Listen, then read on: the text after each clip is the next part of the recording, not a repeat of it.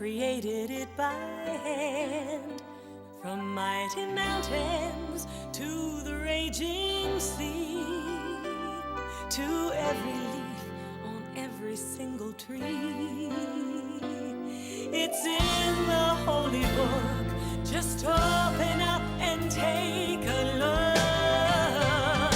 It's a story for young and old, the greatest story ever told. So lend an ear and you will hear the greatest story. The greatest story.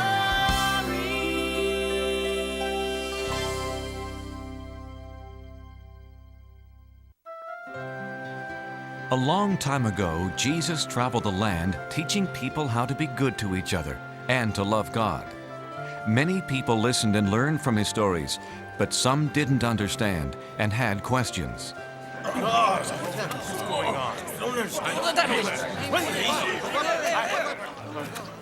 What are you doing, Jesus? You are sitting with sinners. How can you be a teacher sent by God if you speak to tax collectors? These men take our money and give it to the emperor. We've even heard you eat with these men. They have turned their backs on God. I'm sure God will have nothing to do with them. Why should you? All people are special to God. Let me tell you a story. Once there was a shepherd with 100 sheep, but he lost one of them. Jesus told how the shepherd wanted all of his lambs safe. He looked and looked.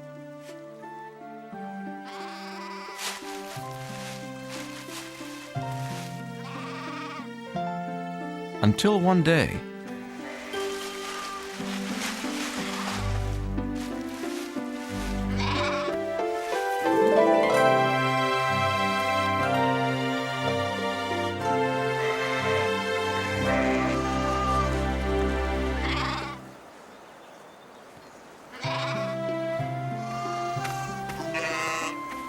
the shepherd had a big celebration because he had found what he had lost. But Jesus, the shepherd, was just doing his job. There's more joy in heaven over someone who was lost and then found, who changes his life for God, than over 99 people who don't need to change. Jesus then told about a woman who had 10 silver coins.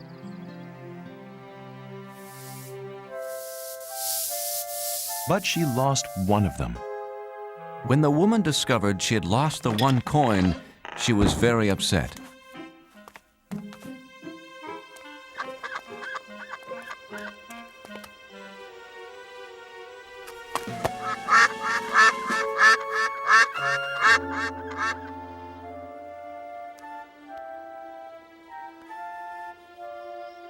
She spent the whole night looking for her lost coin.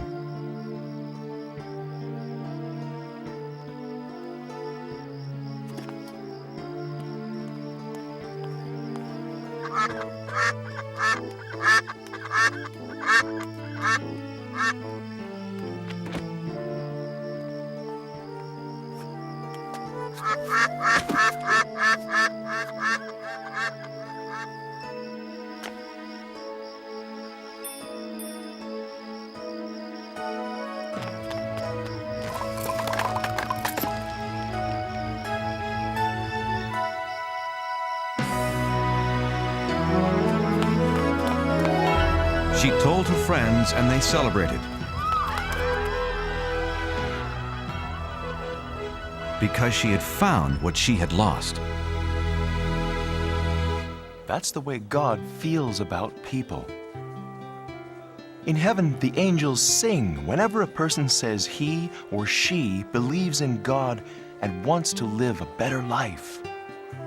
But Jesus, in your stories, the shepherd and the poor woman lost valuable things. And all sinners, especially tax collectors, are worthless, bad people. There's another story.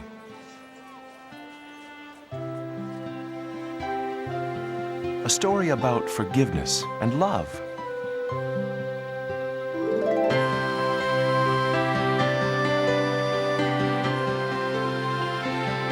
There was once a man who was both a wealthy farmer and a loving father.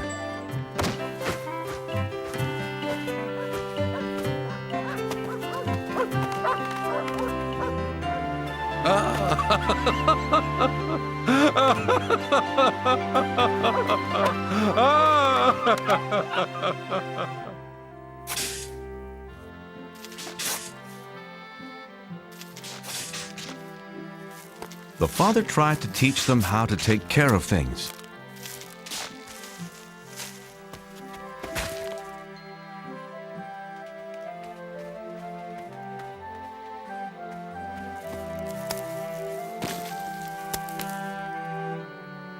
Thank you, Reuben. But where is your...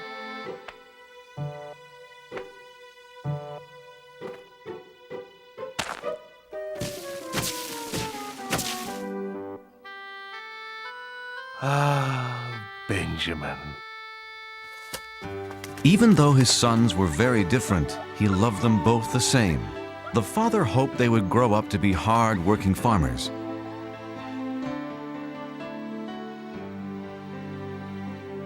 But as the younger son grew up, he dreamed of distant places. He didn't want to stay on his father's farm.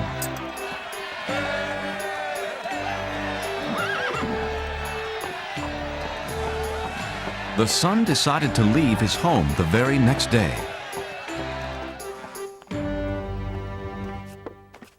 Father, I had a wonderful dream last night. Really? What kind of... I was riding the finest horse in the city. Oh, the city's a nice place to visit, but... Everyone stared at me because I was handsome, smart, and wealthy. Yes, you are all of those. Father, farm life is fine for you. You're a farmer, but it's not for me. There are things I have to do, places I have to see.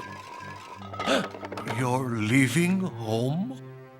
Yes, you have always promised my brother and me an inheritance, money for us. But it's for your future. Oh, please, Father, I want my money now. I must see the world, starting today. But the father did not want his son to leave. He would miss him a great deal.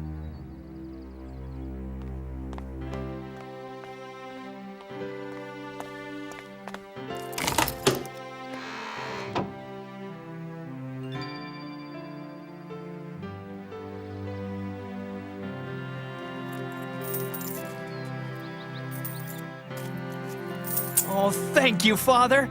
I'm rich.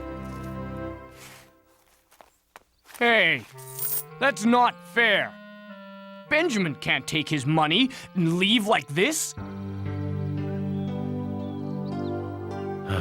If that's what he wants, he can do it. Don't worry about the farm, Father. Reuben will be here. But I care about you. I'll miss you, my son. I'll be all right.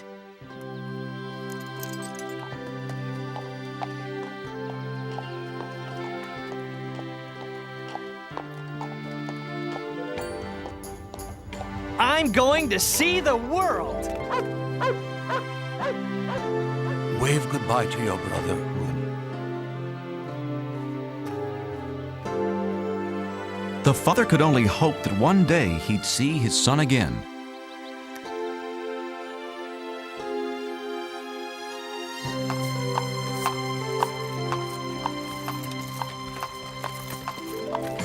No more dirty hands, no more backaches, and no more work.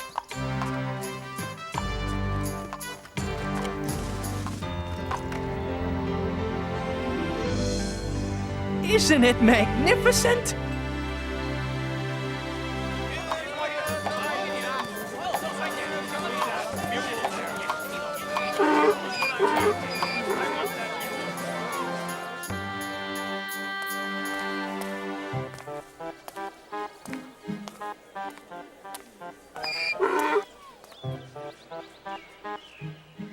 It was the son's first time out in the world, and he wanted to buy everything he saw.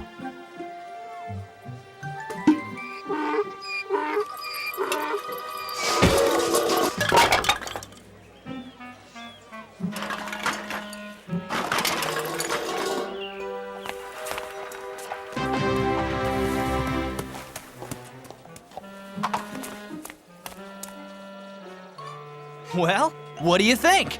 Now all I need is to be seen riding a magnificent horse.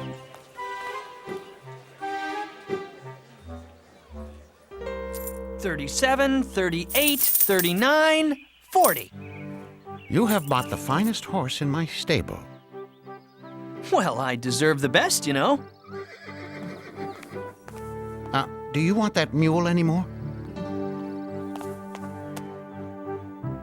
Nah, he reminds me of my father's farm.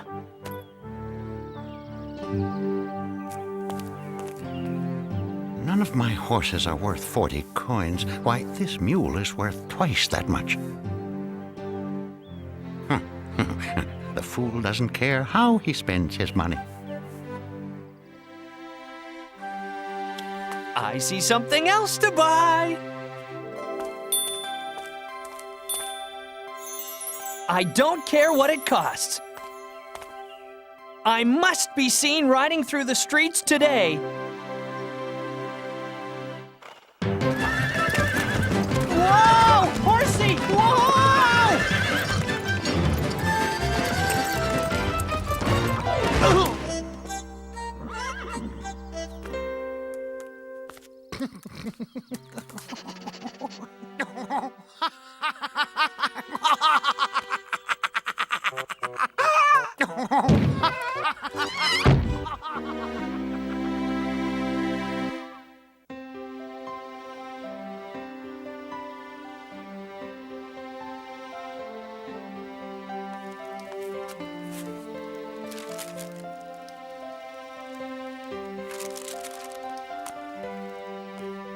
Father, I've listed all of our animals. Thanks, Reuben. That was a lot of work. I was just thinking about your brother. I'm sure you miss him as much as I do.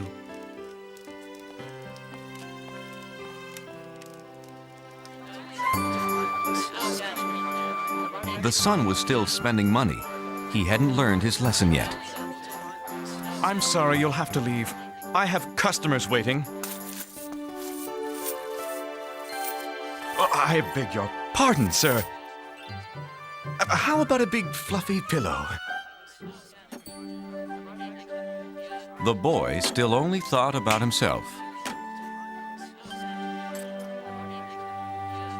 Ladies and gentlemen, for your dining pleasure, be Ira and his funny monkey.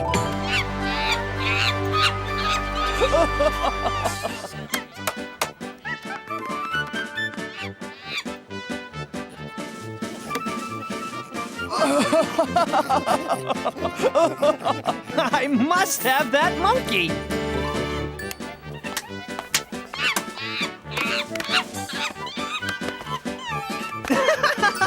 Whoa!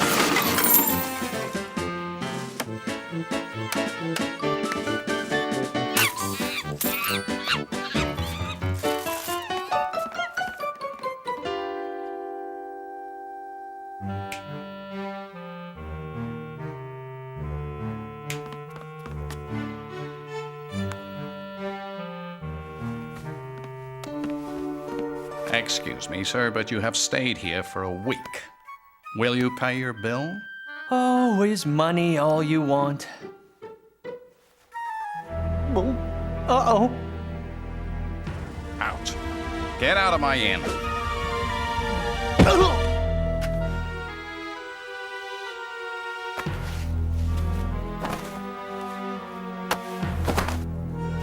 This will pay for your bills.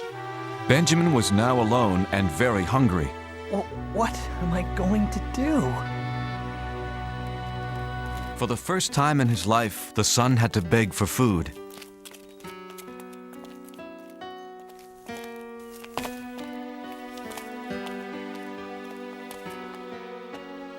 No free food?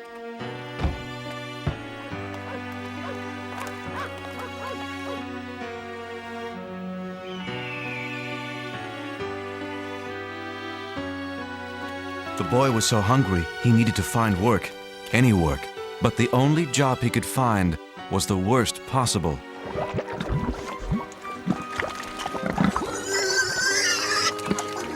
Watch it! Don't make, well, pigs of yourselves.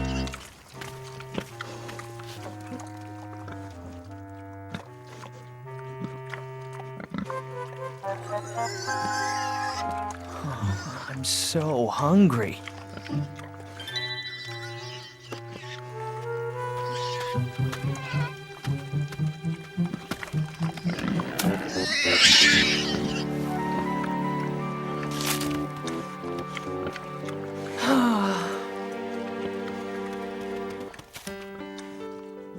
Thanks, little pig.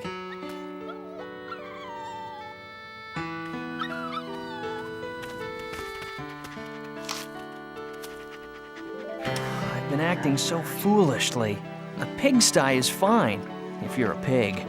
But it's not for me. At my father's farm, everyone, even the helpers, have a place to sleep, enough to eat. Wait a minute. I'll go home. Well, father won't want me back as a son. Not after the way I treated him. But anything's better than this mess.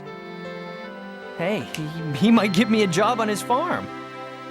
I'm never gonna snap my fingers like that ever again. So the son decided to go home, and he hoped that his father would not send him away.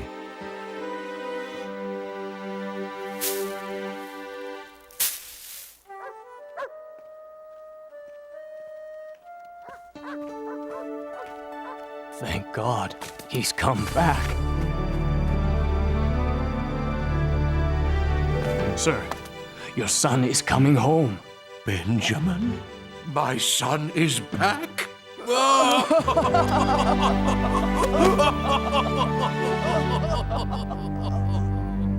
My brother is back.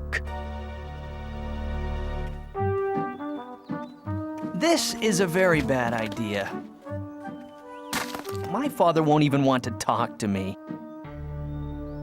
Uh-oh, too late. Is he going to be mad? Father, I'm sorry for leaving, and now I only ask to work in your fields. I shouldn't even be called your son anymore. Oh, welcome. Oh, welcome home. I'm so happy you're safe. What? Let's have a big party. Father? I don't understand. Send for food, lots of food, and get some musicians. My son has returned home.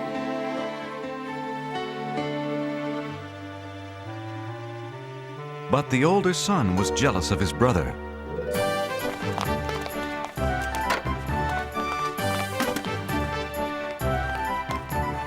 Whoa! Out of my way.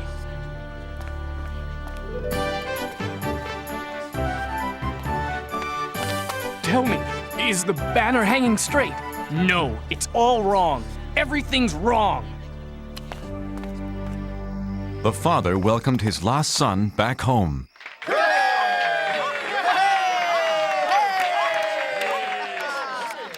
And the son realized how much his father loved him.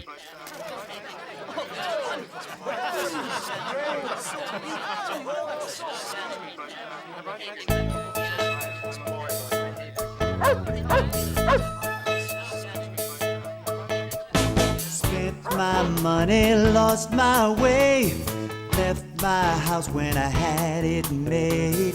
Just a slave to a broken heart till I found my father's open arms. Feels so good to be home again. No more roaming the world like the wind. I won't go back to where I've been. Feels so good to be home again. Feels so good to be home again. My boy is back, yes, it's true.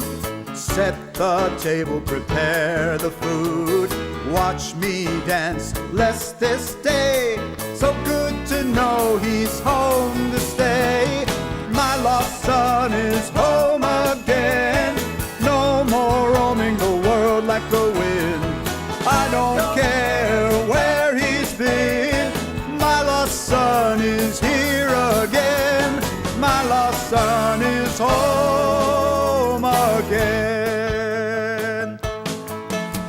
I never thought my father would welcome back a boy like me.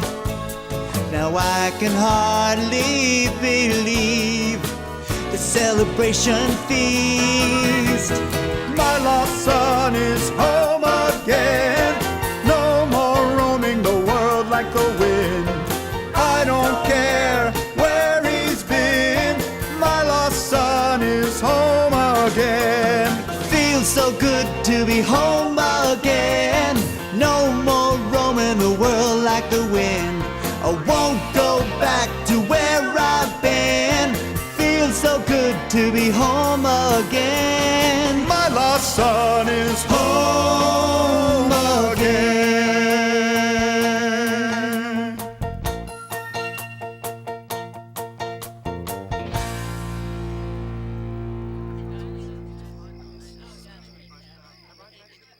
Where's Reuben? We can't celebrate without him.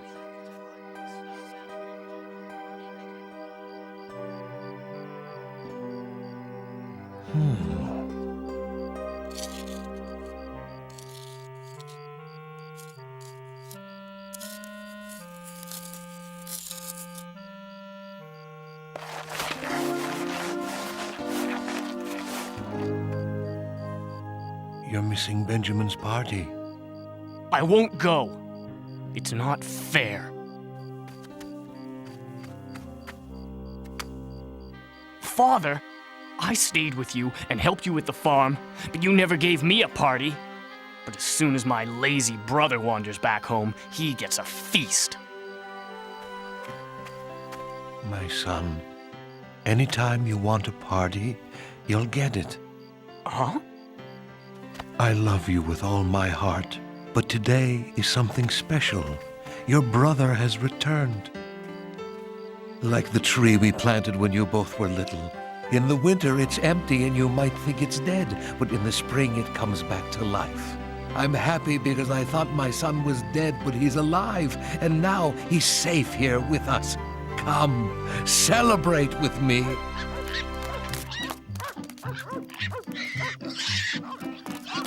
No!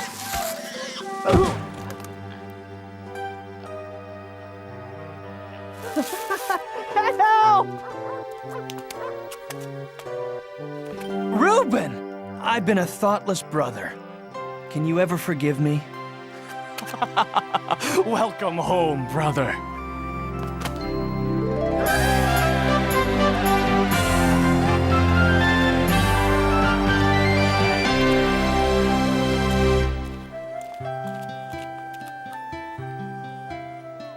The Father is like God. He is full of joy and forgiveness when someone decides to follow Him. No matter what we have done, who we are, God will always love us. Bah! We are not convinced.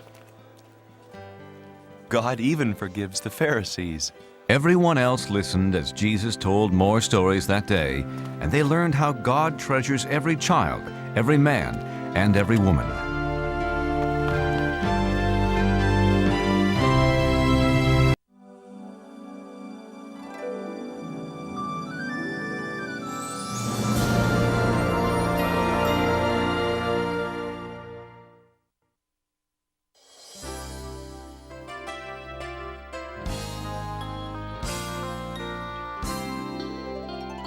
Do you know how the world began?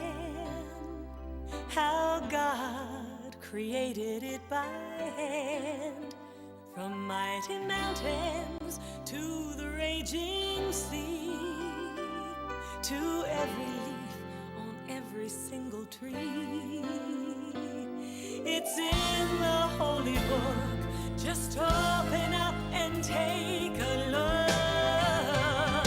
It's a story for young and old, the greatest story ever told. So lend an ear and you will hear the greatest story. The greatest story.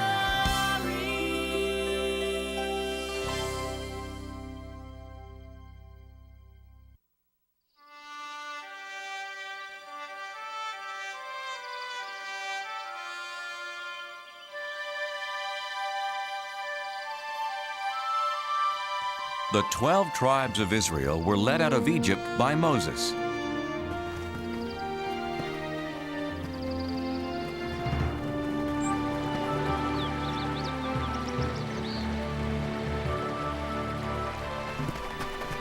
God had promised them a home of their own, a land called Canaan. But once they got there, many Israelites were afraid of the armies of Canaan. They didn't trust God to help them win their battles. They wanted to go back to Egypt where they had been slaves. God decided that since they didn't trust Him, they couldn't enter the Promised Land, and He had them wander the deserts for 40 years. After 40 years, God led the children of the 12 tribes back to the Promised Land. But instead of it being a time of joy, the Israelites were full of sadness. Their leader Moses had died, so they didn't have anyone to lead them to their new home.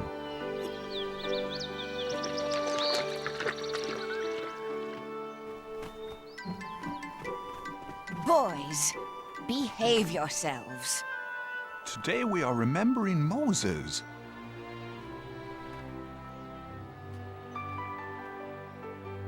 Joshua, who helped Moses for those 40 years, was remembering the great leader in his own special way.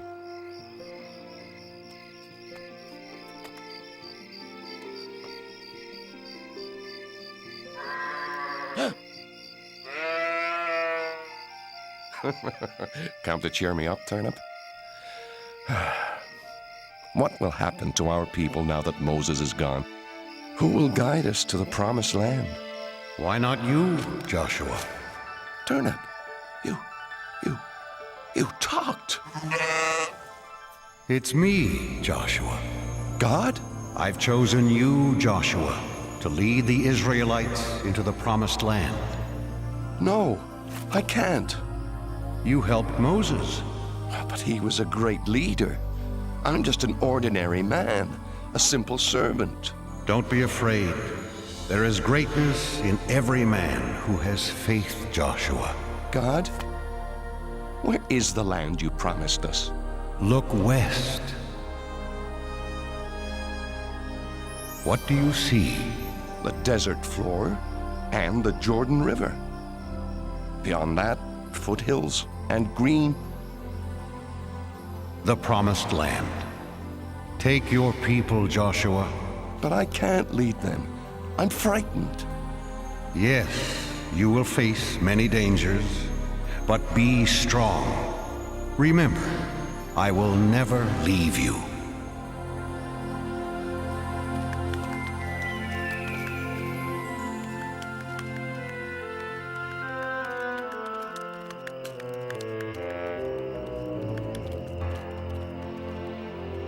Because Joshua loved God and obeyed His rules, God protected him.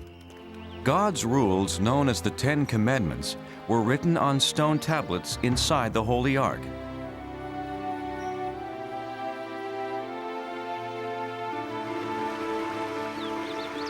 The river's very swift. Crossing won't be easy. Oh, this is foolish. Following Joshua as if he were Moses. Are you coming, Aram? Come, let's see what will happen. How about there, Joshua? I'll see how deep it is. Do you think you can cross it, little one?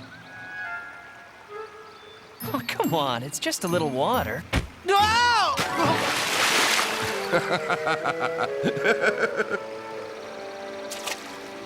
Who are you? Go away!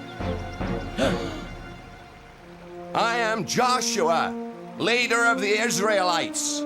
God has promised us this land. Did he? Well, I'm the king of Jericho, and you can't enter. We are protected by this swift river and the strongest wall in the world. If you can cross this river, you better be prepared for a fight. Our God protects us, as he protected Moses, our leader. Yes, I've heard that your God parted the Red Sea, but he has no power here. Stay away from Jericho, or my army will destroy you. What'll we do, Joshua? Have faith and cross the river when God tells us to. You heard Joshua. Let's tell the others.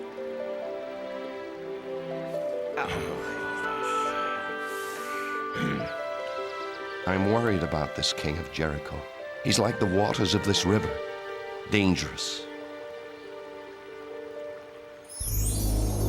Joshua. Yes, God? Don't be afraid of the king. If you trust me, I will protect you. Joshua did trust in God. He selected 2 men to sneak into Jericho and tell him about the king's army.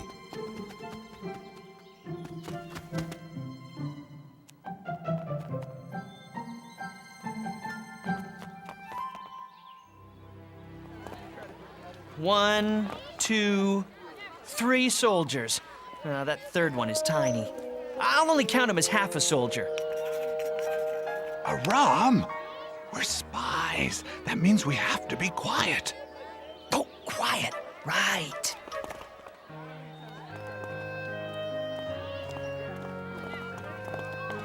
Spy! Oh, King, I'm only a harmless traveling merchant.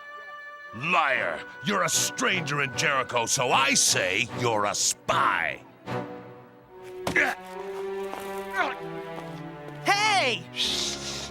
But he can't do that!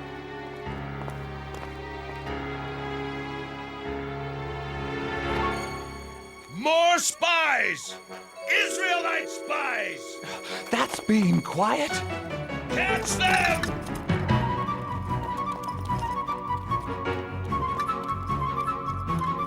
Stop the spies! Catch the Israelites!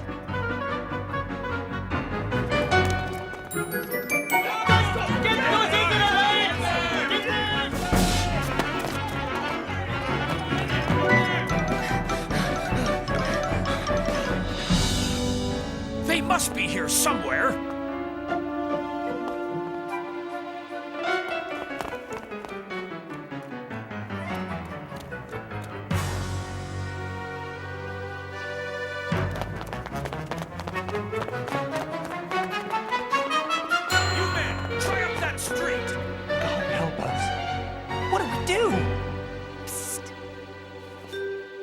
This way! Hurry!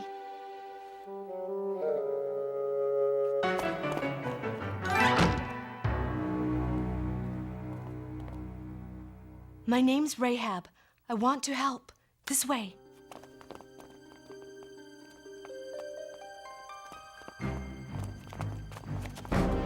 Under here. Quickly. Open your doors! By order of the king! Out of my way! The Israelite spies! Did you see them? They were here, but they ran toward the city gates. If you hurry, you might still catch them.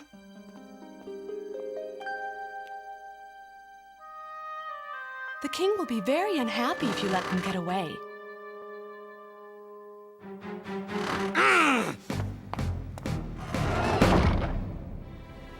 Rahab told the Israelites it was safe to come out of their hiding place. That was a very brave thing you did. Why did you risk your life for us? Two strangers. Everyone in Jericho knows the Israelites are coming to our land. We've heard that your God rules the heavens above and the earth below. He's so powerful. He parted the Red Sea for Moses. Now our men are afraid to fight you.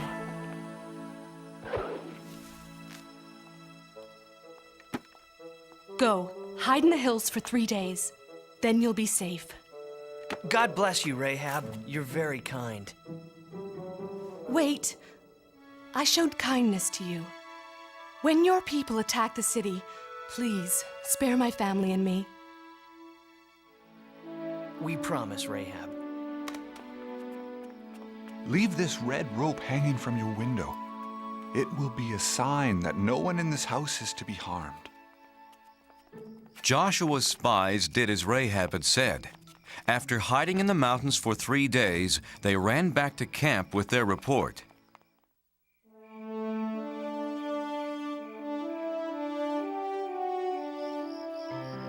That's what Rahab told us, Joshua. Everyone in Jericho is afraid of us. We can defeat this king of Jericho. I'm not so sure, Aram. He had a lot of soldiers. They were all small. Let's pray to God and thank Him. He has done as He said. The promised land is ours. The next day, the 12 tribes marched towards Canaan.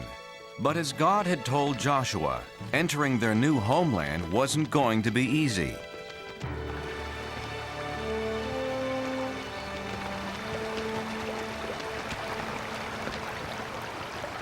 How can we cross this river safely? Please, God, give me an answer. The water's too fast. It's too fast. I'm not going to. No, no. How will we get our children and animals across? Don't be afraid. God has shown me a way. Bring out the Ark of the Covenant.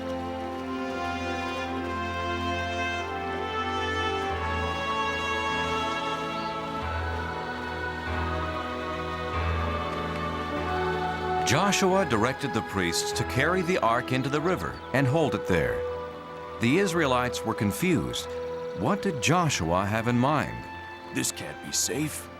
Joshua doesn't know what he's doing. Behold, the power of God. As the crowd watched, a miracle happened. The priests held up the ark, and God held back the waters.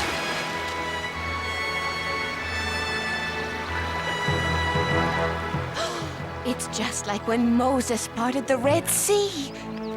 It's true then. God must be with Joshua, as he was with Moses.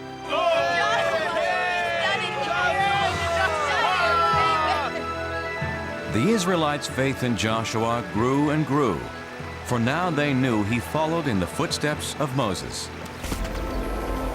Joshua, choose 12 men, one from each tribe. Tell them to get 12 rocks from the middle of the river, from where the priests stood. Carry the rocks and put them down where you stay tonight. In the future, your children will ask, what do these rocks mean? And you will say, the water stopped flowing when the Ark of the Covenant with God crossed the river. These rocks will always remind the Israelites of this.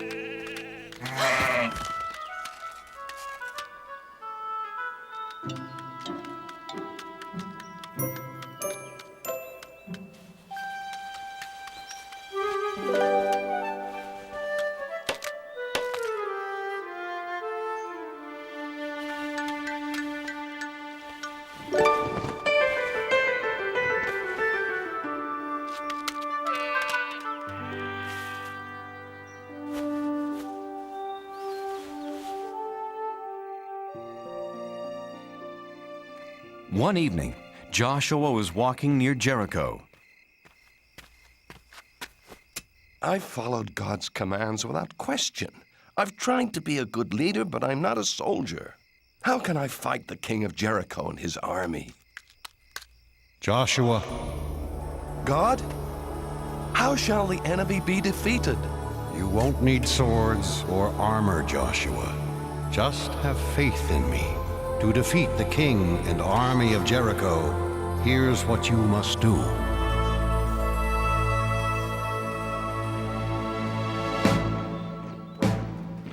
Early the next day, Joshua formed the Israelites into a long line. Remember, do as God instructed. Not a word, not a sound from any of you. First came 7 priests playing ram's horns. Then the Ark of the Covenant. Then the armed men.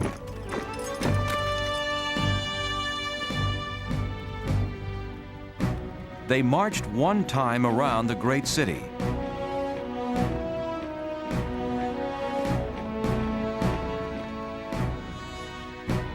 This is not fighting. This is a parade.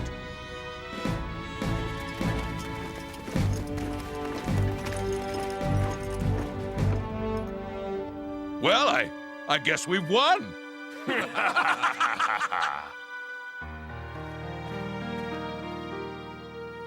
When do we attack the city, Joshua? We don't. Tomorrow we march around it again. And just like today, everyone must be quiet. No shouts of war. The only sounds can come from the ram's horns. So the Israelites marched once around Jericho.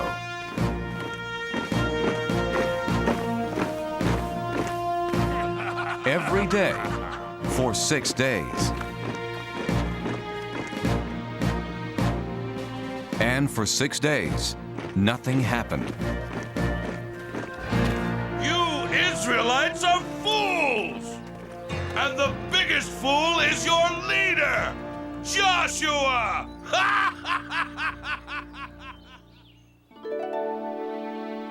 On the morning of the 7th day, Joshua's people were restless. Joshua, you do not know what you are doing. Our people are tired of marching in circles. We need a soldier for a leader. Yes! Let's fight! You're right. I'm not a soldier. But I do have faith in God. He didn't let Moses down, and he won't let us down, so long as we trust in him. This is the 7th and last day. Who will come with me? I will. All of us! Tell everyone we will march! And march they did. But instead of going around the city just once, as they had done for 6 full days, Joshua said that God wanted them to march 7 times. And on the 7th time around, they did something completely different. Shout, yell, scream, so that the heavens can hear you. Shout, for God has given us Jericho.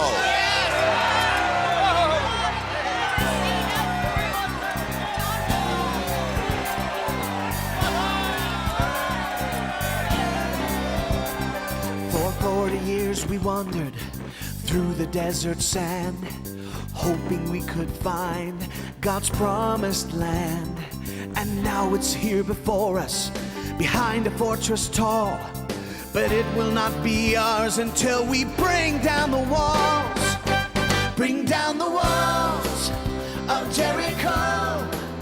Bring down the walls, lift your horns and blow. The sound we make is gonna shake this city to the ground. We'll see the promised land when the walls come down. We believe in God, that He is with us here. His power is much greater than that army over there. Our enemies are laughing, but their kingdom soon will fall. When we raise our voices, we will bring down the walls. Bring down the walls of Jericho. Bring down the walls, lift your horns and blow. The sound we make is gonna shake the city to the ground. We'll see the promised land when the walls come down. So shout out loud, shout out strong. That wall around the city won't keep us out for long. Sing to God, one and all. That land that we were promised is right behind those walls. Bring down the walls of Jericho. Shout it down. Bring down the walls. Lift your horns and blow. The sound we make is gonna shake the city to the ground. We'll see the promised land when the walls come down. We'll see the promised land when the walls come down.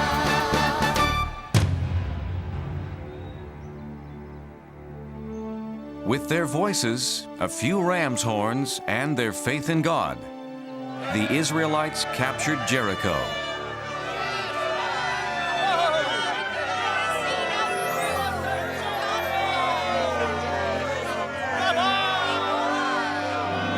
Joshua! These are the people who helped us. Rahab, her mother and father. You're a brave woman, Rahab. God has watched over you and your family because of your faith and for helping my people. Can we stay and join you, Joshua? Nothing would make me happier. Don't touch me, Israelite! How dare you treat me this way? Why, I'm the king! You were the king.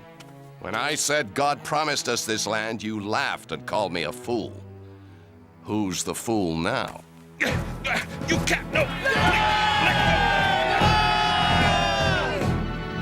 Has anyone seen Turnip? For you. Perfect.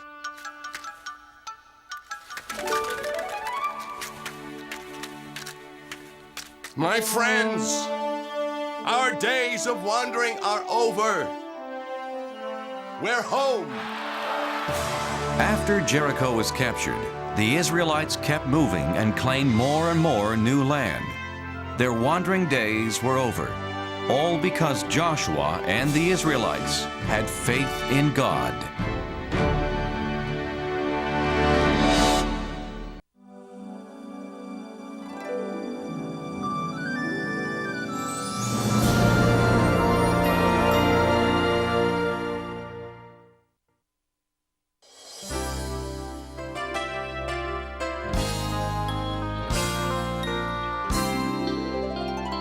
Do you know how the world began? How God created it by hand? From mighty mountains to the raging sea, to every leaf on every single tree. It's in the holy book. Just open up and take a look. It's a story for young and old, the greatest story ever told. So lend an ear and you will hear the greatest story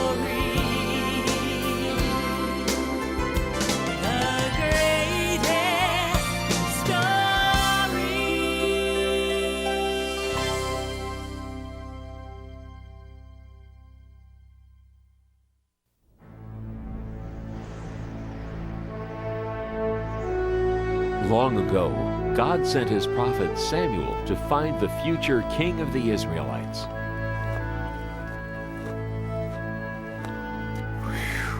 Samuel, go to Jesse's house in Bethlehem.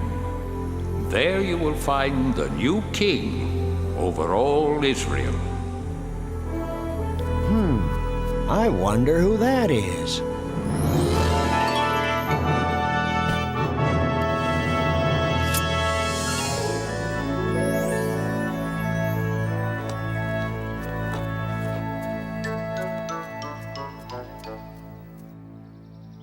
My sons, come into the house. There is a guest here to see you. Huh? Oh. David, you stay there and look after the sheep. We're going inside. Jesse, you say you have 8 sons? Yes, and they are such fine young men. Here they come. Oh!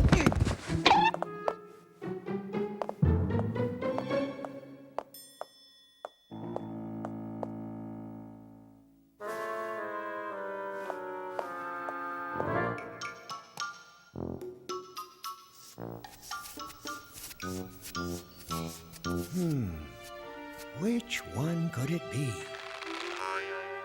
Surely this must be God's chosen one.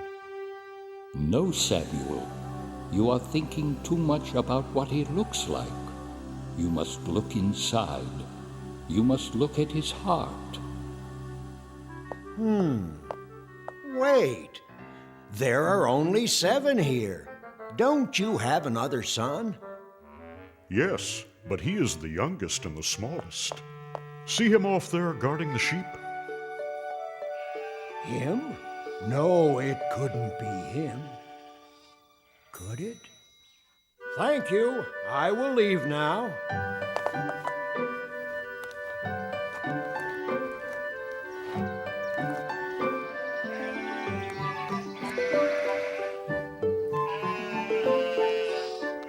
You must look at his heart. What's your name, son? David. God has told me that you will be the new king of Israel someday. God is my friend. He helps me save my sheep. Yes, and one day I hope you save us all. Goodbye, David. Goodbye, and God bless.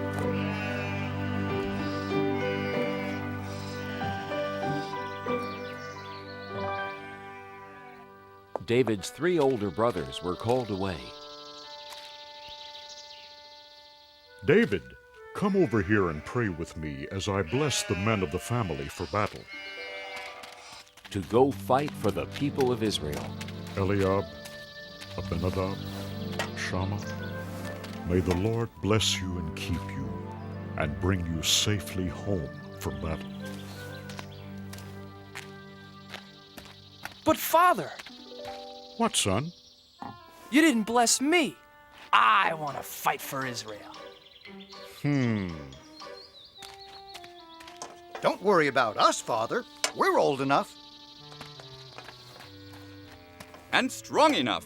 We can hardly wait to fight the enemy of God's chosen people, the evil Philistines. We'll win and be home before you know it, David.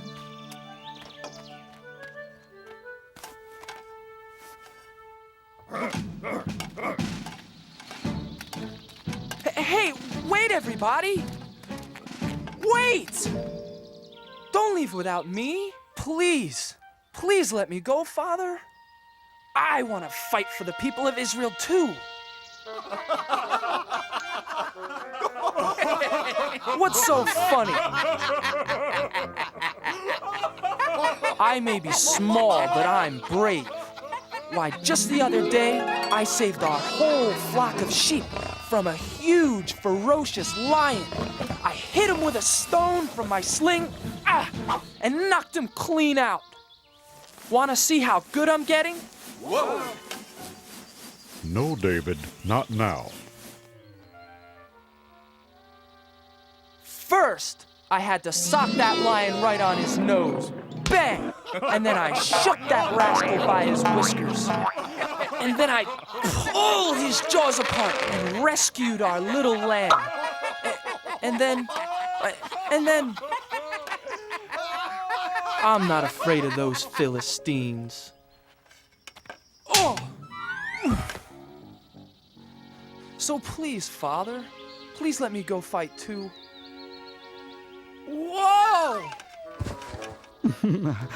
Guarding sheep isn't exactly the same as fighting the big bad Philistines, little David. Stay home, little brother. Father needs your help to watch over the sheep, and Father can watch over you. Grow up, little lamb. You may be brave enough to fight, but you're just too little.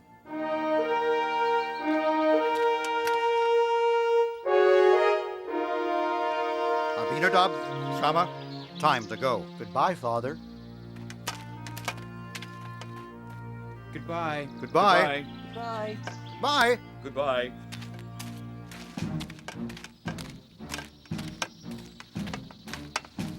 Someday I'll go to battle for the people of Israel, Father.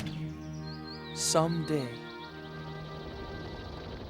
Now the two great armies met for war in the middle of a vast valley.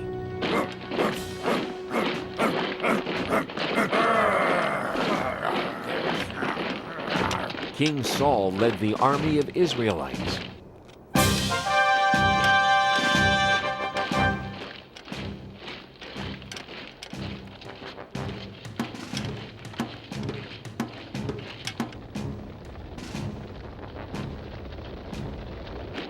But the enemy, the Philistines, had a giant on their side.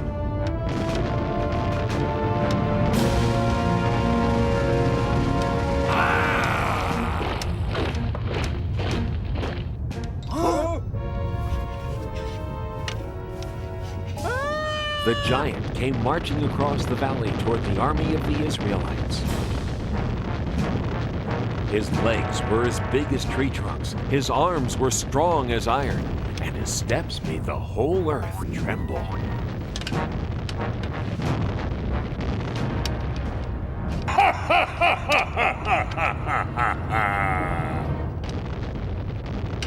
I am Goliath, the giant, and all of you are nothing but King Saul's little servants. Even if all of you fight me together, you can never beat me! So spare yourselves. I dare you. Choose just one man brave enough to fight. Not me. Not me. Not me either.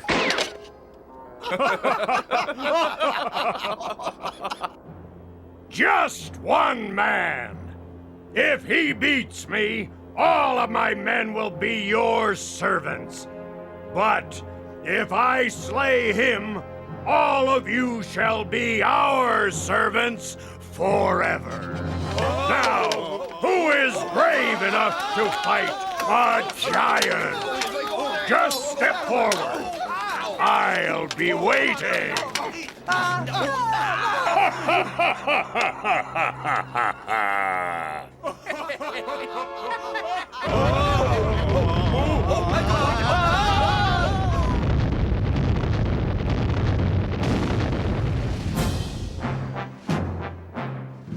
Every morning and evening for 40 days, Goliath marched to the center of the valley and gave his great battle cry.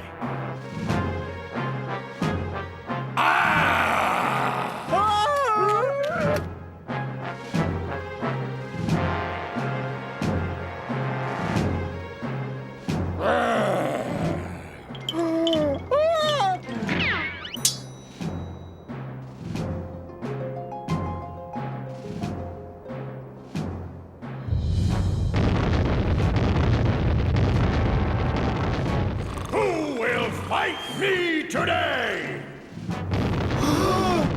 Not me. Not yesterday. Not today either. None of us are brave enough to fight a 10-foot giant. Or foolish enough. You are nothing but Cowards! He said it. He's right. You bet he's right.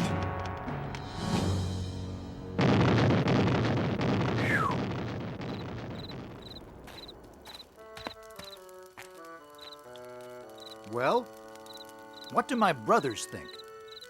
Could I? Whoa!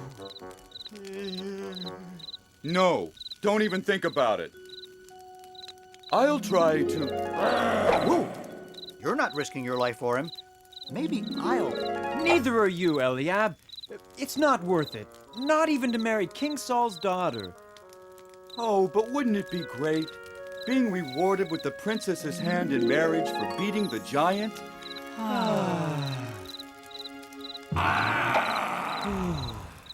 Oh, I wish this was over and we could go home to Father in Bethlehem. The king will come up with a plan. You watch.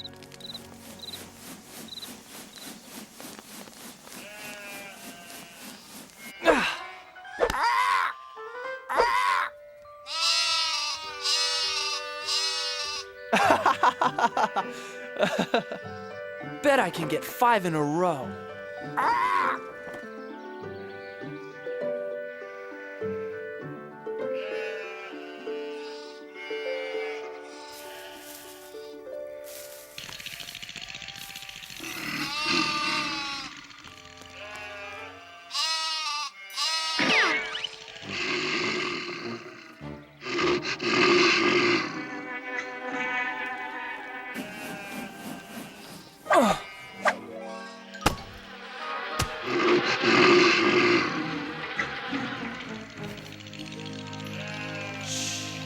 Now remember, never be afraid. David, that was a good shot, son. Did you see that, Father? Maybe now you let me go join the army and fight with King Saul and the Israelites. No, son, I told you before. They won't take you. You're too young to be a soldier. And you've got to get some more meat on those bones of yours. But Father, I'm strong and I can run like a deer. I said no, David.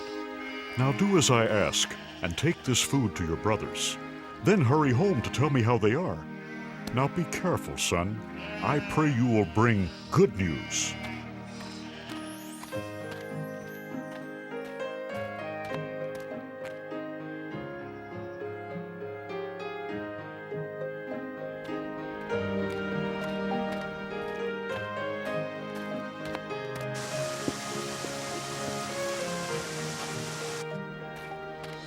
Who will fight me today?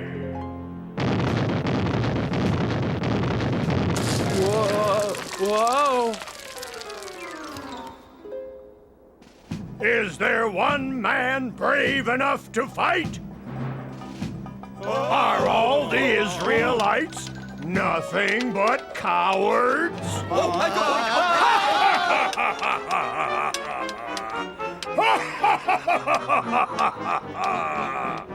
Ho, ho, ho, ho!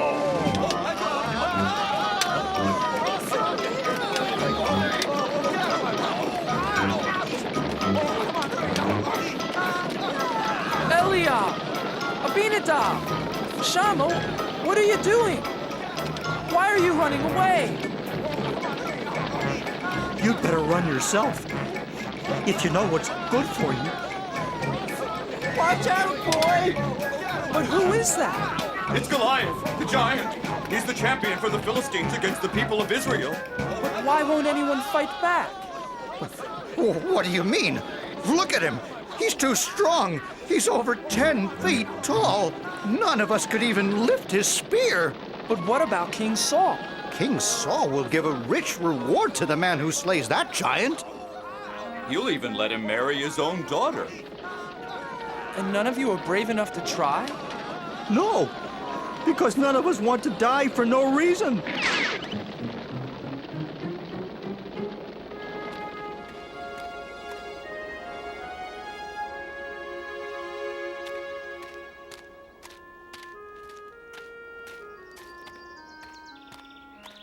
Eliab, why won't you fight? Abinadab, Why are you afraid? Shama, are you afraid of the giant too? All the soldiers are afraid, little David. Yes, little brother. Aren't you afraid too? You're too young to be here at all, David. Yes, little brother. Go home and take care of sheep where it's safe. No, I can't. Someone has to fight Goliath. But who? Everyone here is afraid. I'll fight the giant. I'm not afraid. You? Yes. God is stronger than Goliath. And God will help me. Go tell King Saul, I'm not afraid.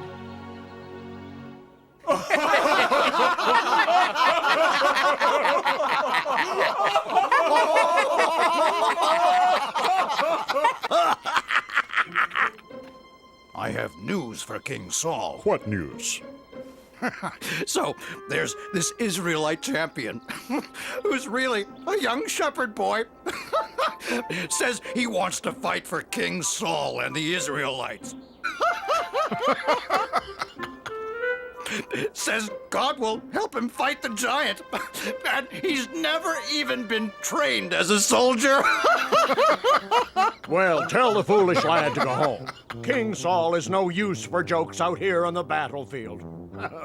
Tell the boy. Tell the boy to come here. But sire. Joab, bring the boy here to me. Now. I wonder who he is. I wonder why he's the only one brave enough to fight the giant. He is, I understand, a giant of a man, and I am not. His spear appears to be the size of a small tree, and all I've got is a slingshot. This Philistine is large, but I know who's in charge. I have a giant of a God, you see, bigger than the trouble in front of me. And even 9 feet tall starts looking pretty small next to the giant of a God with me.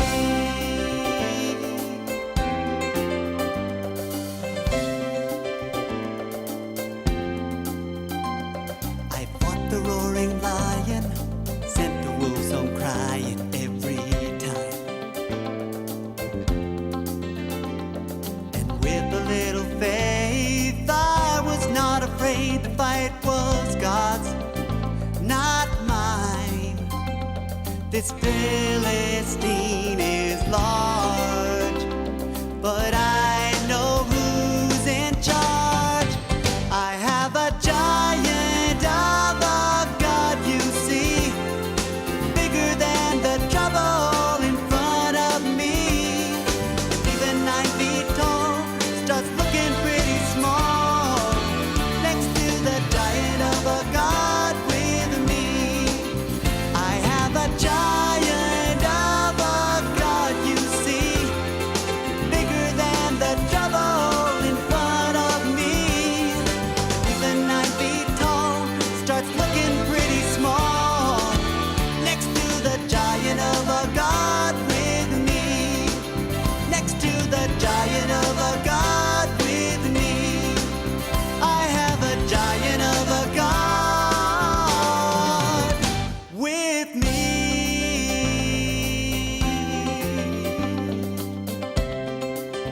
I've got a giant of a God. Giant. Giant. Giant of a God. Giant. So that's the little hero? Looks like he couldn't fight a flea. Make way for the little giant killer. I don't see any giant killer. I don't see anyone. Neither do I. Silence! Make way for this boy. Huh? I said make way for the shepherd boy. The king wants to see him. Oh, yes. Yes. Certainly, Commander. Right away, sir.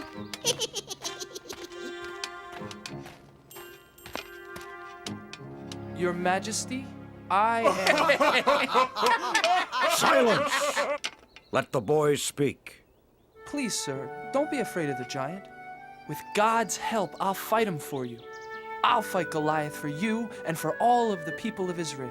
But how can a boy like you fight Goliath? You can't match him in size or strength or skill, my boy. Why, you've never even been trained for battle. It's true, Your Majesty. I am young and small. But God will make me strong. If God saves my sheep, God will save me from this giant. Now let me fight the giant for you and the people of Israel. Yes, little David. And may God be with you.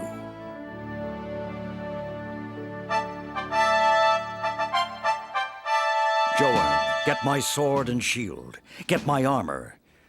Put them on young David. Huh? Joab, I said dress the boy for battle. Huh? Yes. Yes, Your Majesty. Well, didn't you hear King Saul? Do as he says.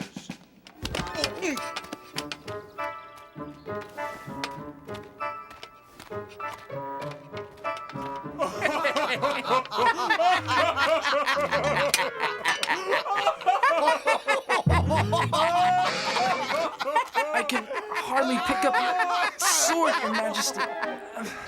And your shield is much too heavy for me.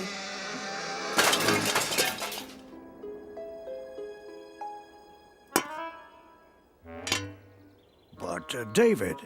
God's help is all the armor I need.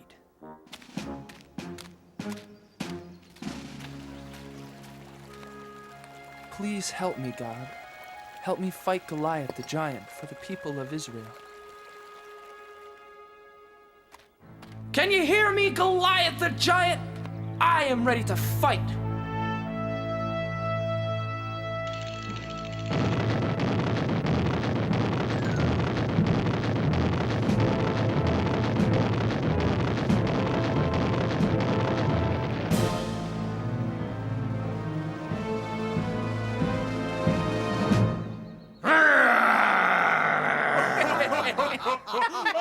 Ha! Do you think you can fight with sticks and stones? You'll be sorry! You fight me with your sharp sword and heavy spear, Goliath, but I fight you in the name of God.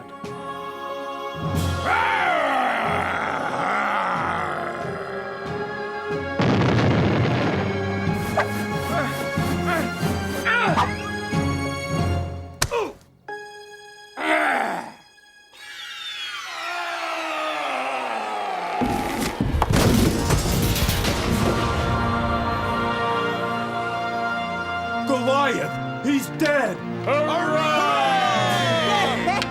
Run! Run for your lives! Look at those cowards run! Yes! After them! Come back here! And the Israelites chased the Philistines away. The boy killed the giant! Goliath is dead! Where is the boy? Joab, bring him here to me. Little brother! It is you! Our brave baby brother David! Bring the boy here to King Saul. Thank you, my son. Thank God, Your Majesty. And that is how little David beat Goliath the giant with the help of God. This was only one of the many great adventures God had planned for David. David the shepherd boy grew up to become a great king who served God. Throughout David's long and adventurous life, he always remembered the comforting words of God.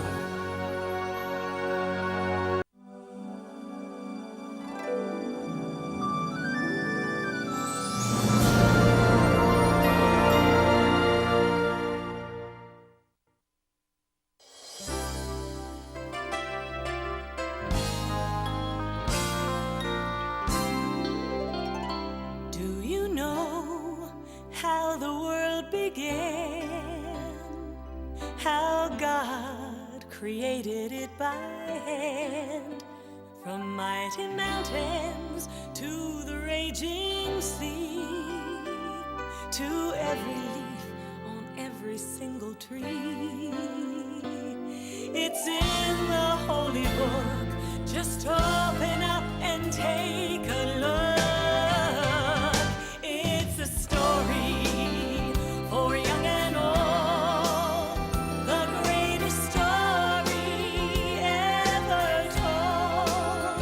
So lend an ear and you will hear the greatest story. The greatest story.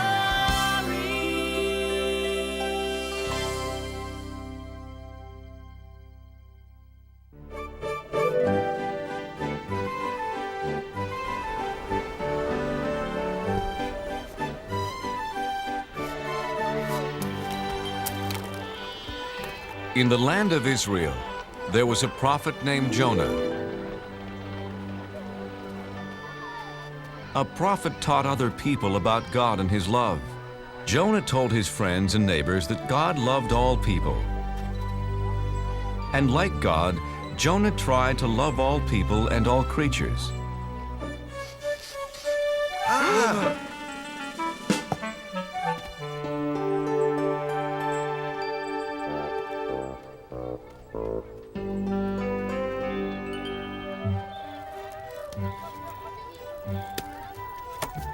Your fish looks fresh today, Ophir.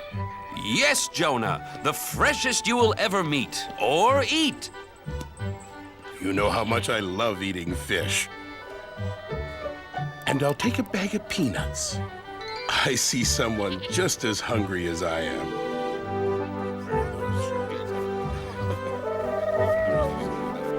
Hungry, little dove? Here, take some of mine. We're all God's creatures. Sounds like someone's having an argument. This is my pot. No, it is mine. I saw it first. No, I did. I needed to carry water. I needed to carry raisins. Stop! Fighting never solves anything. Besides, you're making me dizzy. My friends, please. God doesn't want you fighting. It upsets him.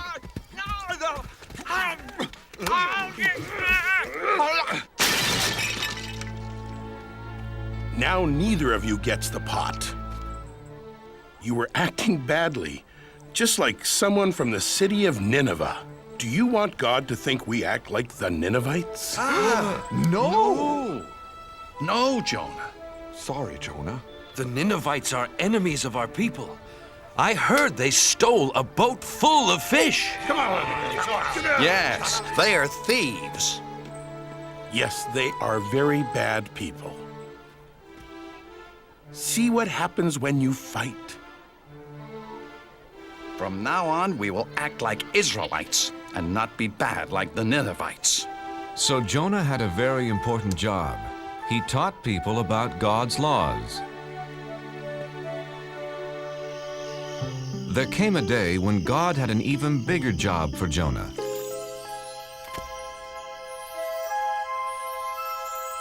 Hello, Jonah. God, it's nice to hear your voice. I have an important job for you. What is it? I will do anything for you. There are some people who are not obeying my laws, Jonah. Look what they're doing.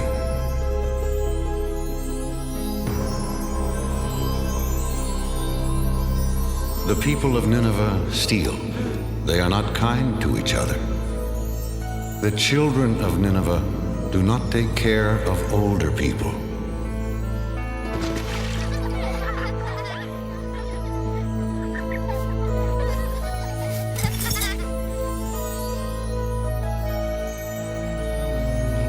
Others are lazy.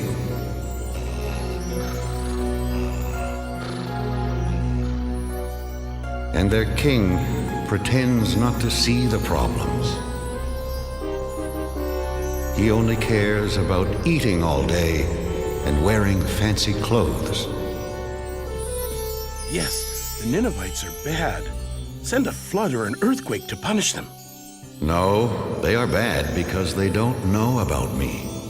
No one has taught them my laws. Jonah, your job is to go to Nineveh and tell them about me. Me? Go to Nineveh? I can't. Please give me some other job. Tell them of my love. But they are the enemies of my friends and neighbors. You must go, Jonah, right now. In 40 days, I will punish them for being bad. But if you're going to punish them, why should I go tell them about you at all? I don't understand.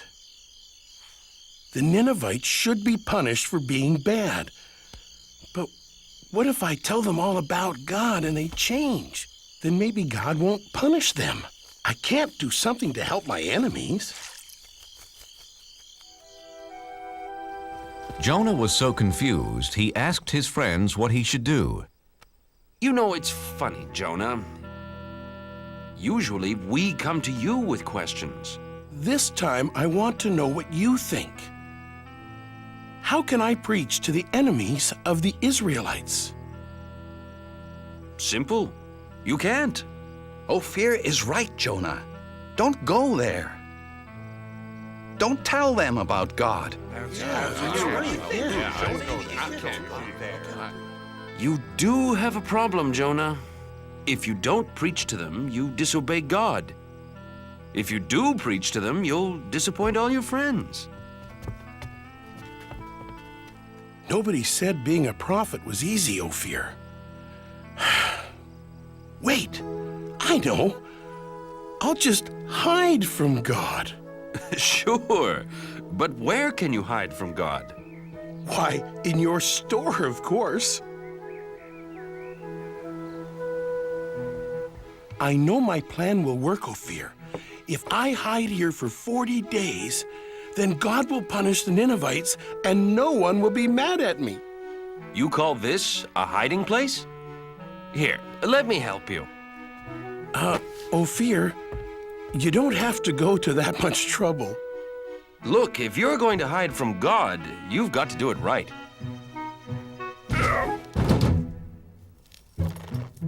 There! And my shop's never been cleaner.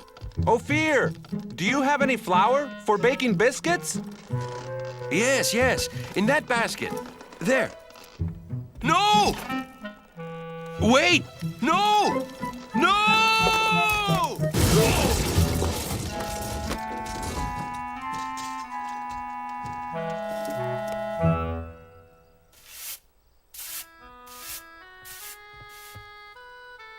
Now that everything's cleaned up, goodbye, Ophir. What? But Jonah, why are you leaving? I'm in the way, and I can't hide from God here in Israel. It's the first place he'd look for me.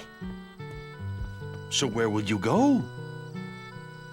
As far away from Nineveh as I can. I'll travel to the other side of the world, to a city called Tarshish. God will never find me there. We'll miss you, Jonah. Thank you. I have a very lonely trip ahead of me because God will not be with me.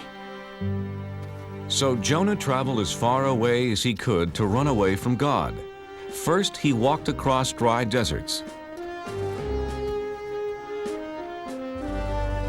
Then he climbed high mountains.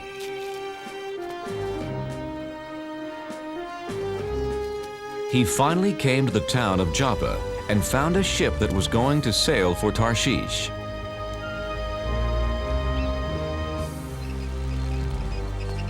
Captain, my name is Jonah. Can I sail with you to Tarshish?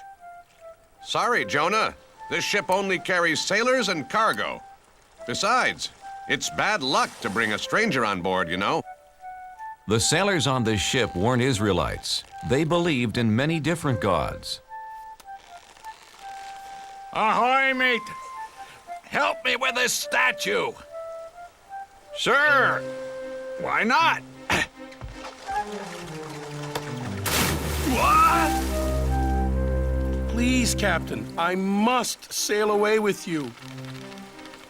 Why? Because I am running away from God. Why? Because he gave me a job to do and I won't do it. I must hide so he won't find me.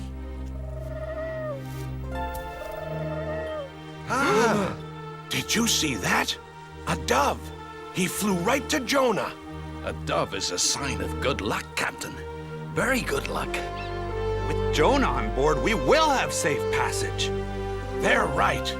Welcome aboard, Jonah.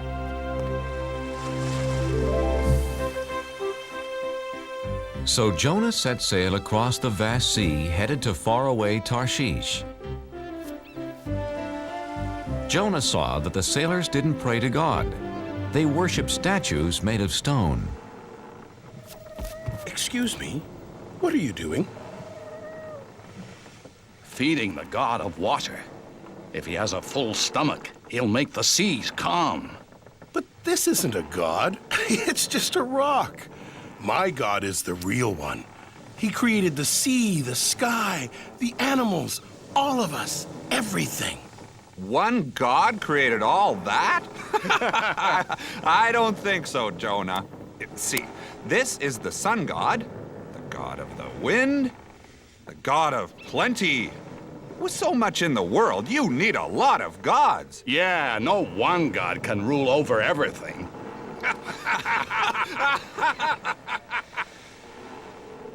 Yes, God does. He is the one and only God. Well then, if he is so wonderful, why are you running away from him?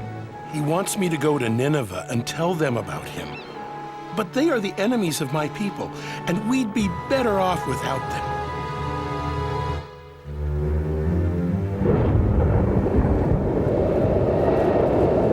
Oh, no! Captain, I've never seen a storm like that. Me either.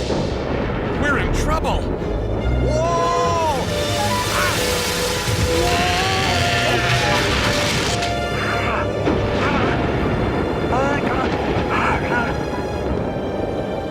Take down the sails!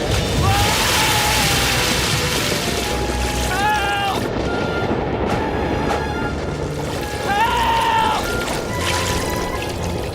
Grab our hands!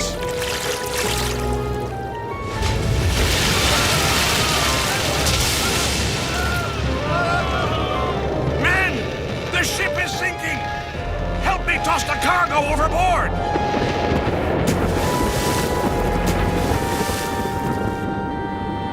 Good. We're safe now.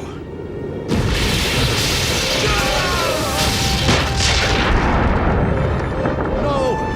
Nothing can save our ship. Wait! What about the gods? Quick, everyone pray to the gods! The sailors prayed to their gods, but the storm just grew stronger.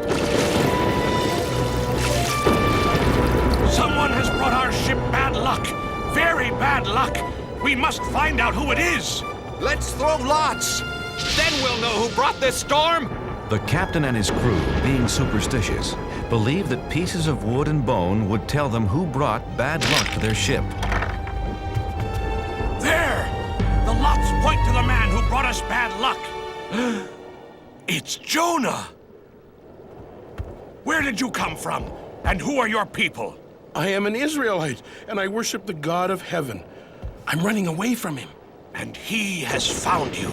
Jonah, what can we do? How do we make the storm go away? Throw me overboard.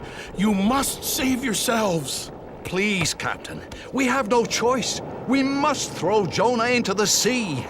His God is more powerful than any of our gods. Jonah, I'm sorry. We've done everything we could do. I know, Captain. It's not your fault. I made God angry. It's me, not you, who should be punished. God of the Israelites, we're sorry for having to throw Jonah into the sea.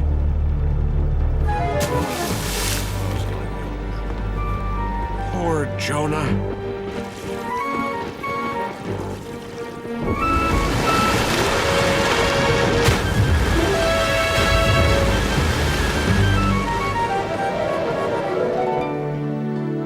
May your God forgive you, Jonah. Jonah found himself in the whale's belly. Now he was really alone. God, I'm sorry for trying to hide from you. Do you hear me, God?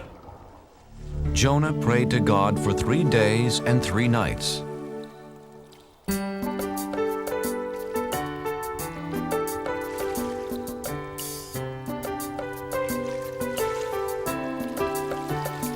It's so dark inside this well, and I'm lost at the bottom of the sea. I was a fool to run from you.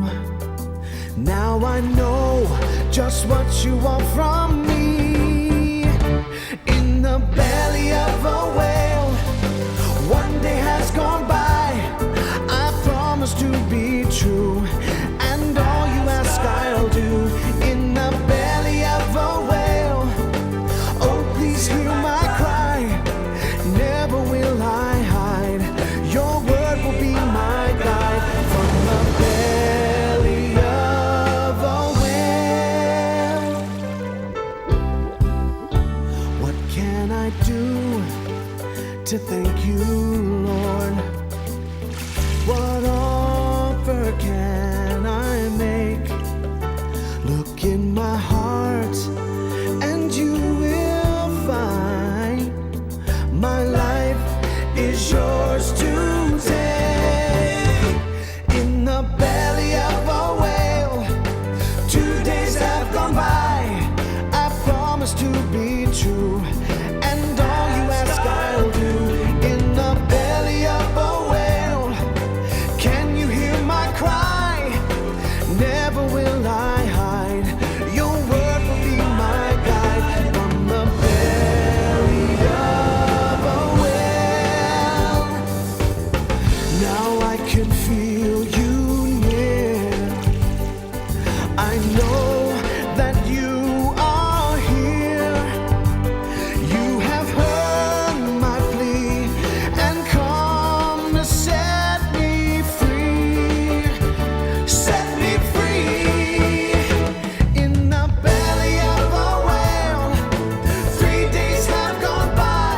I promise to be true, and all you ask I'll do.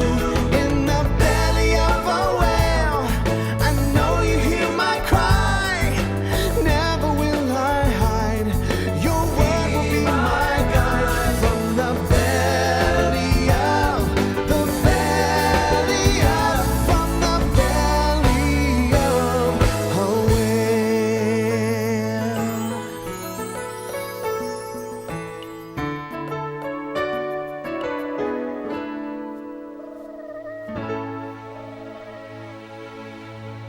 After that, Jonah was no longer alone. Hello, Jonah. Oh, God. I'm so glad that you're here with me. You tried to hide from me. Oh, yes. And I now know that was really, really wrong. Jonah, you have learned your lesson. Come on, let's get you out of here.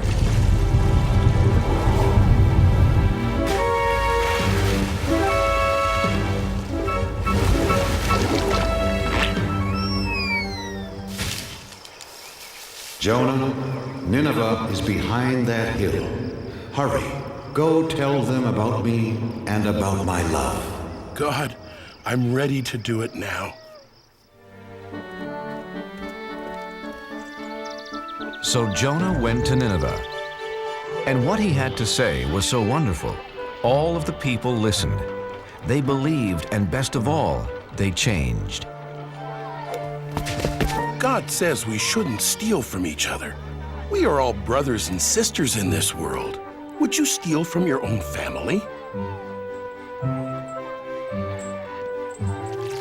God says we shouldn't hurt anyone weaker than us. Since we are all God's children, we should protect each other. Children, stop. God says we should honor our elders. Don't forget, they helped raise us and looked after us. Even the children were changed, and they gathered around Jonah just like sheep around their shepherd. Hey, farmer. God says we all have jobs to do, and we should work hard. We should listen to him since he's the one who gave this wonderful world to us.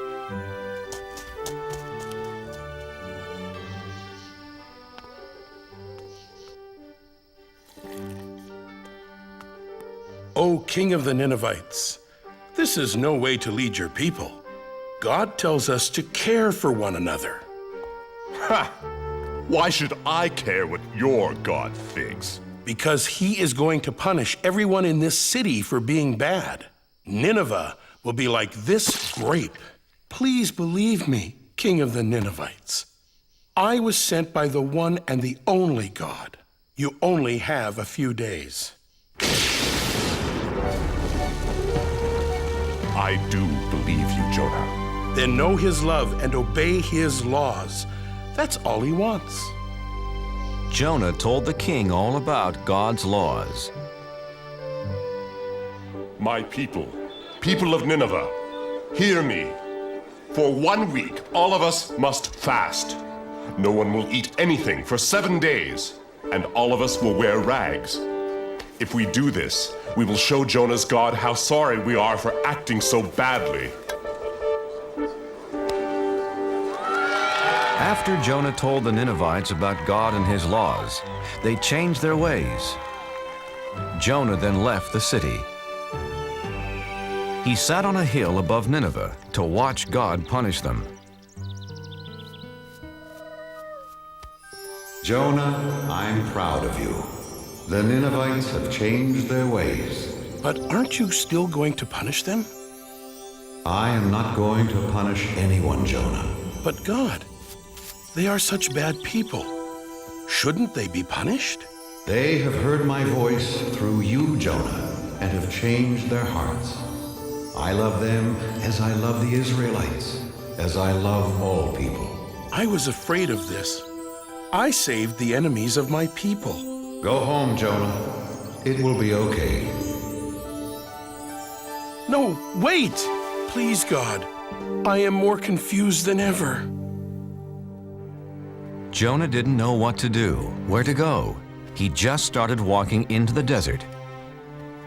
Unfortunately, the desert was hot and he didn't have any food.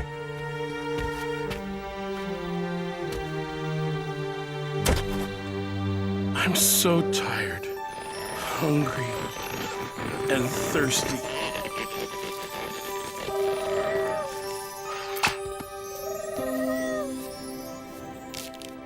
Thank you, God. Thank you for this plant and for saving me. The next morning, the plant was dead, and Jonah was mad. He was mad because God let a worm destroy the plant. Jonah, why are you angry? You let this wonderful plant die that gave me food and shelter, like you took away my hope yesterday when you didn't punish the Ninevites. You're mad because the plant is dead. You cared more about this small plant than the whole city of Nineveh, but you didn't do anything to keep it alive. So? How do you think I'd feel if I punished all the people of Nineveh? There are men, women, and children that I made and cared for over many years. They never knew or loved me until you came. Shouldn't I still care about them? Yes. Yes, you should. Go home and tell your friends about Nineveh and the plant. So Jonah went home. I can't wait to see my friends and eat all my favorite foods. Except for one food. It's going to be a long time before I eat fish again. Jonah was accepted back by his friends, and he spent the rest of his life teaching about God's laws, and especially about God's love.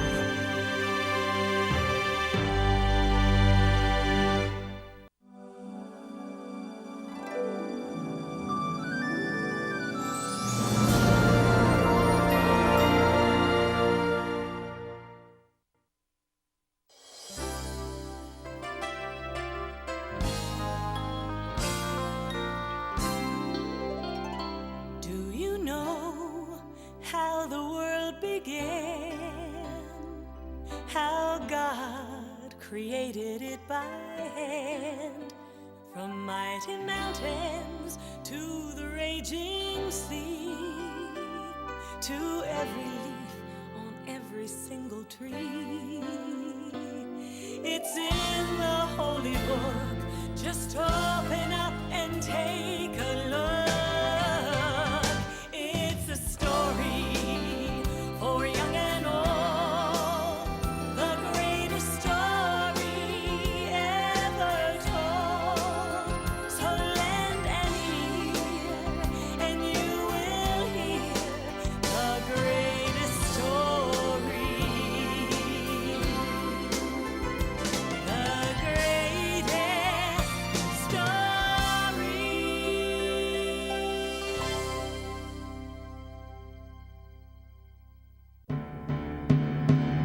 It was a very sad day when the king of Babylon surrounded Jerusalem with his army.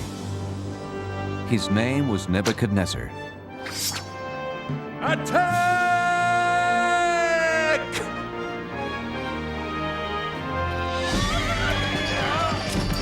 The king and his army stole things that belonged to God. Then they destroyed his temple. The king then ordered that the stolen things be taken back to Babylon, but that was not all he stole. Ashpenaz, take the brightest young men in Jerusalem. They must be very healthy and very smart, so they can work for me in my palace. Don't touch those. They are from the temple. They belong to God. Take everything back to our kingdom.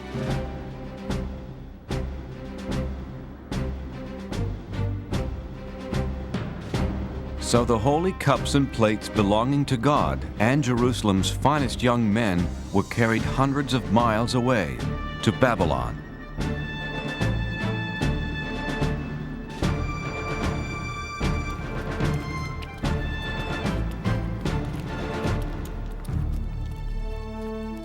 Among those taken were Daniel and his friends, Shadrach, Meshach, and Abednego.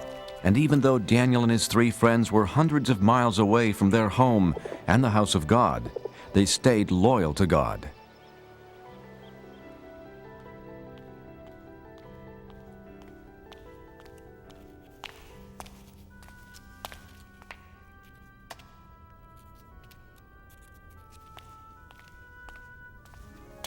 Are you studying hard?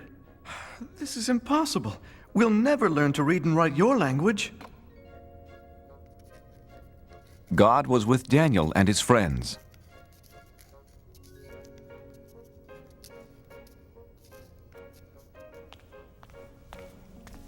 Your language is very interesting, Your Majesty. Teach us more. God gave them more wisdom than the other young students, and they loved him for it. In time, the king saw how the boys were 10 times smarter than all the wizards, magicians, and wise men in Babylon. And God gave Daniel something special, the ability to know and understand dreams. It was a good thing, too. King Nebuchadnezzar began having a strange dream. Arioch! A dream that kept him up night after night. Bring me my best magician, wizard, and wise man. They must tell me what this dream means. Well, what are you waiting for? On my way, O king. Sleep, sleep. I've got to get my sleep. O king, live forever. What do you want to know? Ask any question. We have all the answers. Thank the gods. I have a most important question for you, magician, wizard, and wise man. No, he's the wizard. He's the wise man. He's the magician, O king. Yeah, sure. Whatever. Do you want to know what is colder? Snow or a dog's nose? Or how to turn goat's milk into cloth? Or the number of giants living inside the earth. No, no, no! I have been having a very strange dream night after night. That's simple. Piece of cake. No problem. So tell me what it means.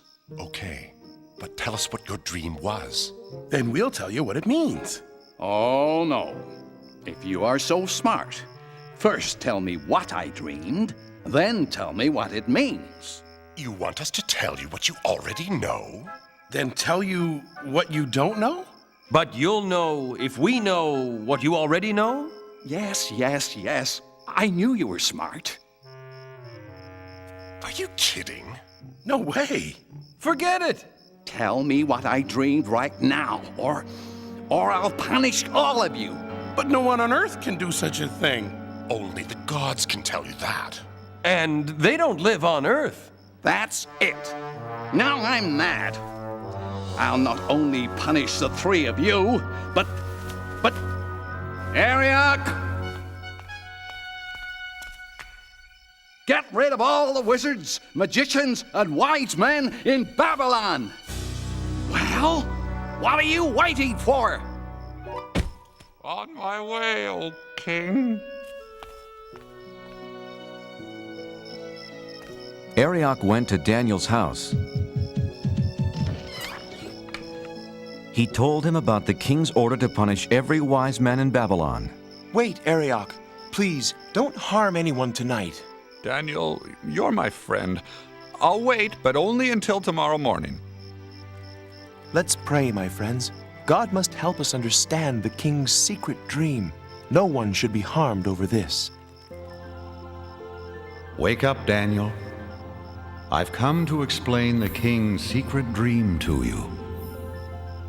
Thank you, God.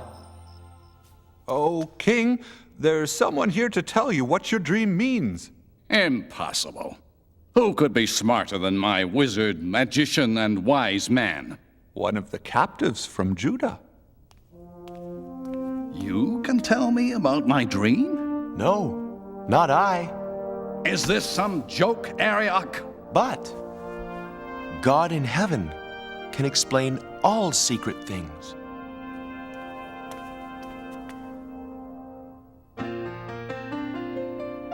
Oh, I know what your dream means.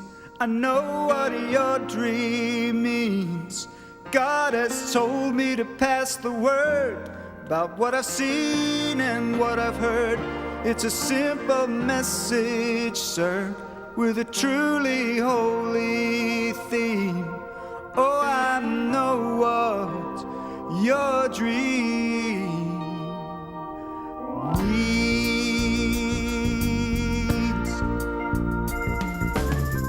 Oh, King Nebuchadnezzar, believe me, it's my pleasure to come here to you and shed some light. I've been praying to God, and this may sound awfully odd, but I understand the dream you had last night.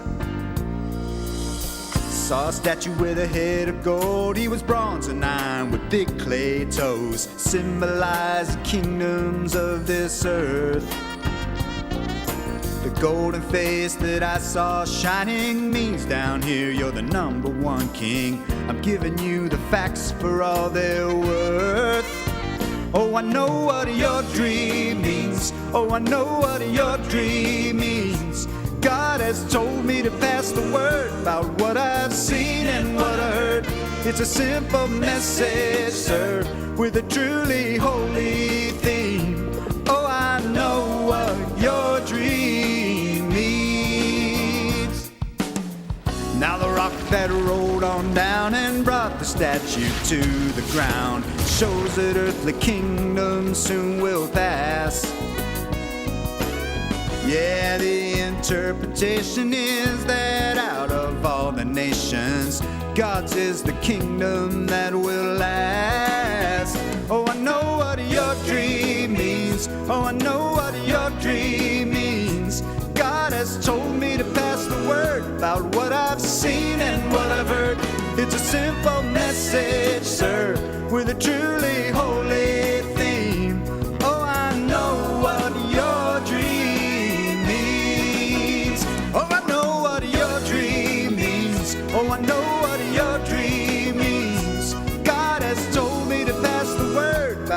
seen and what I heard. It's a simple message, sir, with a truly holy theme. Oh, I know what your dream means. God has told me, King, what your dream means.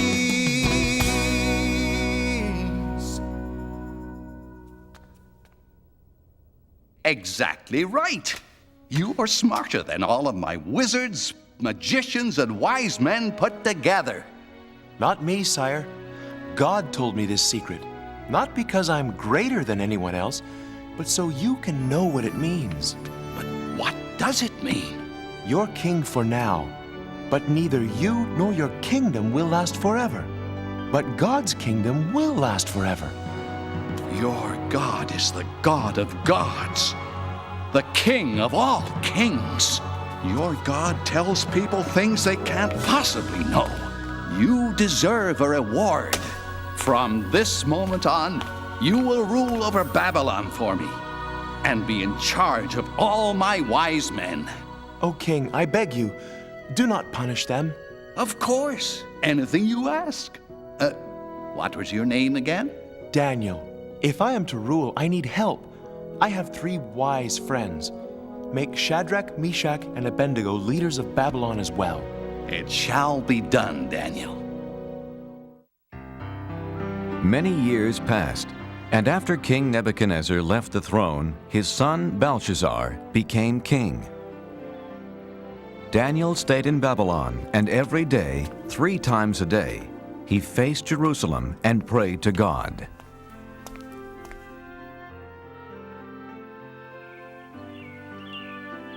After so many years, Daniel was completely forgotten by the new king, Belshazzar.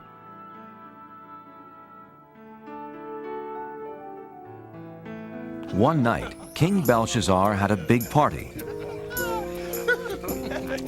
The foolish king used cups and plates stolen from the house of God. Is everyone having fun? By drinking from the stolen cups, he dishonored God. He only believed in false gods made from gold, silver, bronze, iron, wood, and stone. Well, let us thank the gods for this wonderful party.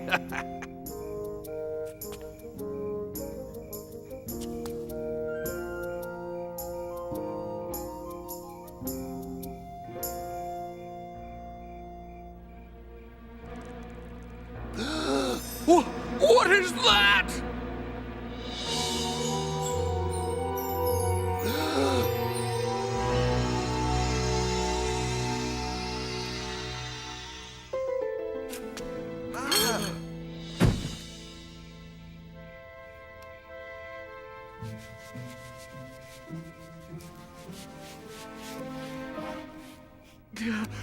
Wizards, magicians, wise men, come here, quickly! What does it say? Read it to me.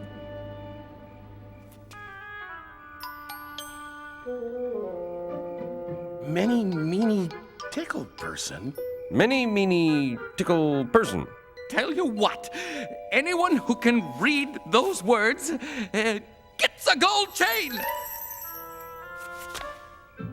Eeny, meeny, tackle, parsnip. Eeny, meeny, tackle, parsnip. Eeny, meeny, tackle, parsnip. How about this? A fine purple robe fit for a king. I'll even make you 3rd highest ruler in my kingdom. Impossible. Infeasible. Inconceivable. Is there no one in my kingdom who can read these strange words? I know of someone, my son. Tell me, Mother, who is it? In the days of your father, this man had wisdom like the gods. Call for Daniel. Are you Daniel? The one who believes in the God who created heaven and earth? Look, the gold chain, the purple robe, and 3rd highest ruler in the kingdom. Everything is yours if you can read these words. King Belshazzar, keep your gifts or give them to someone else. Oh, Then you can't read it either. But I can. And I will tell you what it says. Your father was so proud and stubborn he lost his kingdom. God rules over everything on earth, and he decides who will be king. You know all this, but you aren't sorry for the terrible things you've done.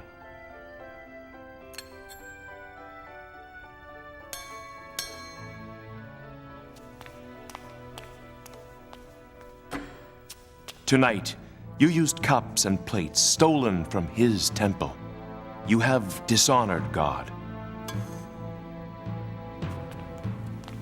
God himself sent the hand that wrote these words, Mene. God has counted the days until your kingdom will end.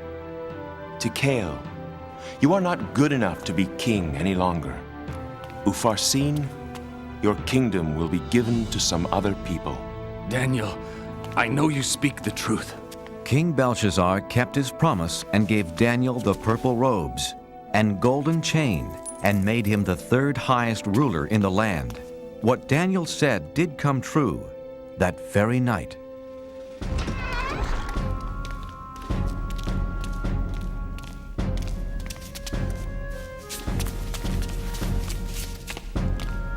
Another ruler, King Darius, took over the kingdom.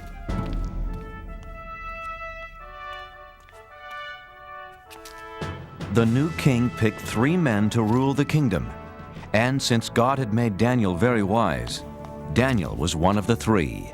Soon, King Darius saw how Daniel was better than the other 2 men, and he planned to make Daniel the one and only ruler of the land. That made the other 2 men very angry.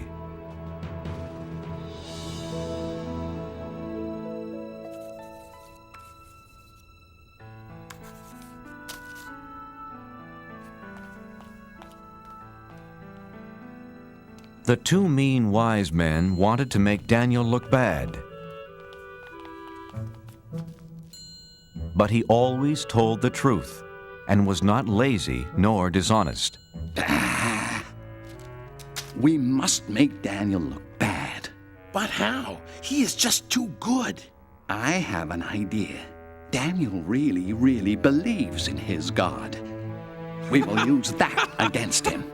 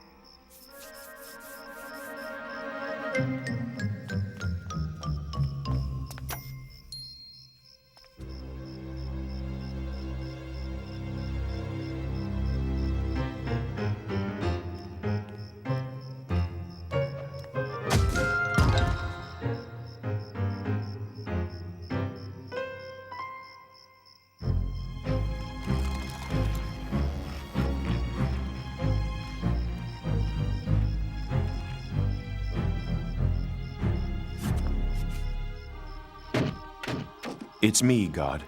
Daniel. I was right.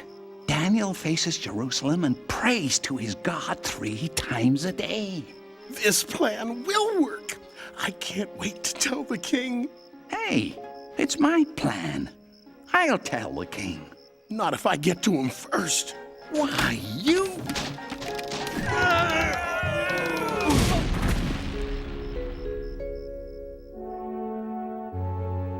Theirs was a terrible plan, a plan to get rid of Daniel.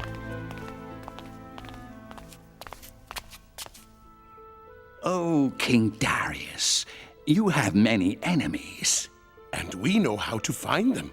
For 30 days, let's have a holiday throughout the kingdom. For 30 days, no one can pray to any god or any human except to you. I kind of like the sound of that. But here's the best part. If they don't pray to you, they must be your enemy. So we throw them into The lion's den. By the gods. I mean by me. I like it. A holiday for 30 days. Yes, a great holiday. A feast like no other. I must tell Daniel.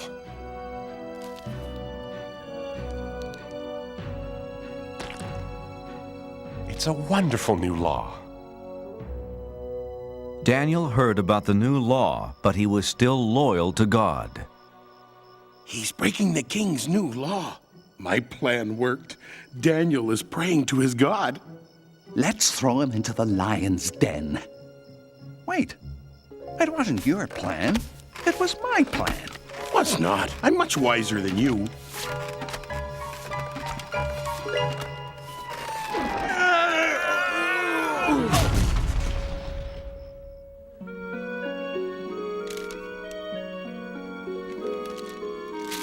Oh, King Darius, we found someone who doesn't obey your new law.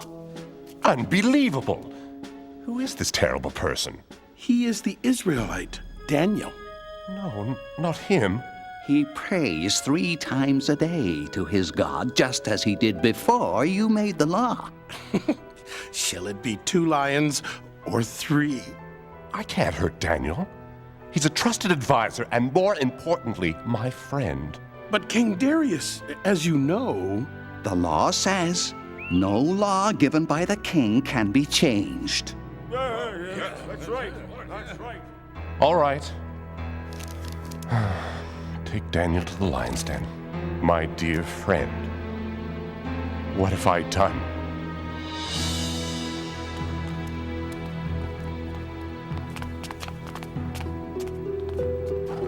I'm sorry, Daniel. I don't want to do this. You have always been loyal to your God. Maybe he will save you from the lions. Don't worry. I won't be alone down there.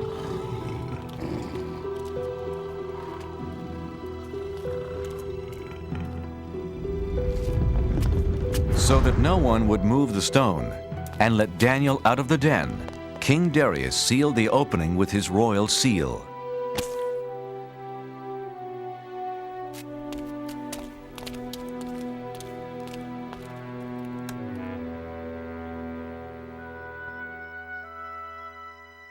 King Darius could not sleep that night. He was very worried about his friend. The next morning, King Darius ran to the lion's den. Oh, Daniel, has your God kept you safe? Open the lion's den!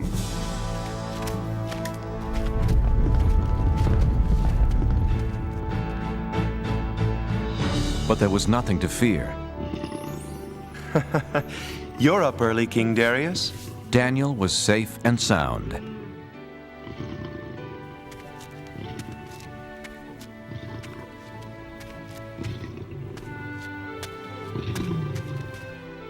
I can't believe my eyes. You're okay. When the lions attacked, God saved me. He sent an angel to close their mouths.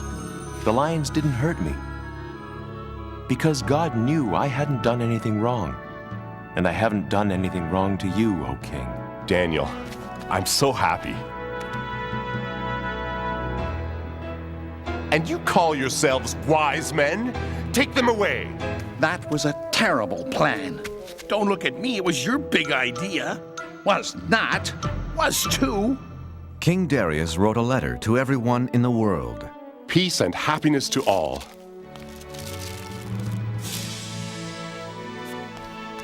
From now on, all of you will respect the God of Daniel. He is greater than any other God because he uses miracles to rescue and save people. Daniel continued working for King Darius and always stayed loyal to God. And God blessed him for the rest of his life.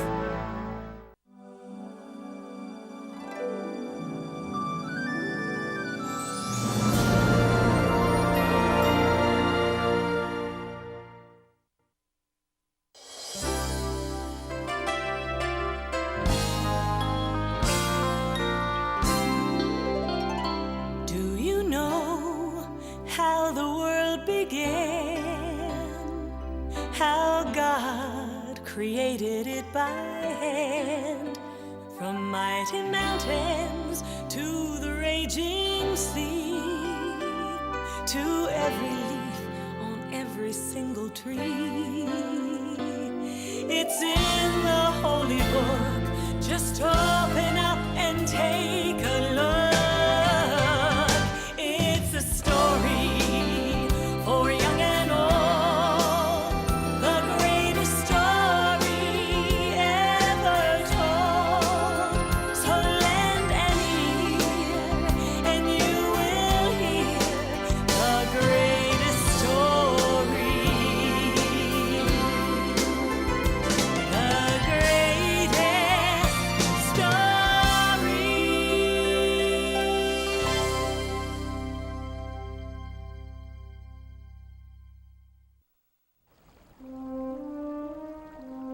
Many years ago, in a land called Egypt, there lived a very mean king. Egyptian kings were called pharaohs.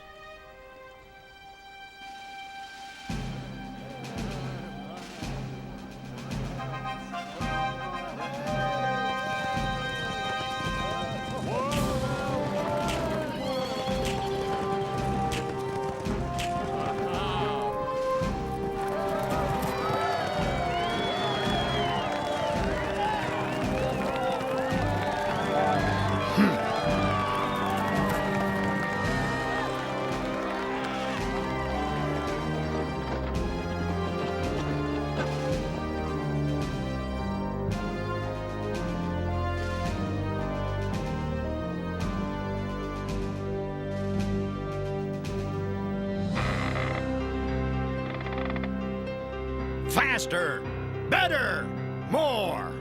The Pharaoh made all of the people of Israel living in Egypt work as slaves. They had to build the buildings and lift many heavy things. They had no time to rest and little to eat. They were not free, and they were very unhappy. But the worst thing of all was, one day the Pharaoh decided that the firstborn sons of the Israelites would be killed. Oh no! They won't get my baby. I'll find some way to save him. Jochebed, the mother of Moses, decided to float her baby down the river. Shh, don't be afraid. I won't let the Pharaoh hurt you. Your sister Miriam will be right here to make sure you're safe.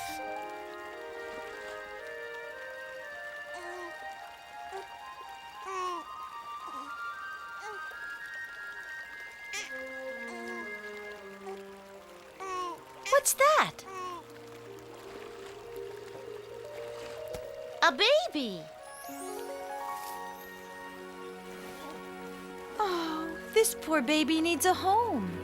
I'll take him to the palace and take care of him there. Excuse me, Princess. If you need a nurse for the baby, I know a good one who lives nearby.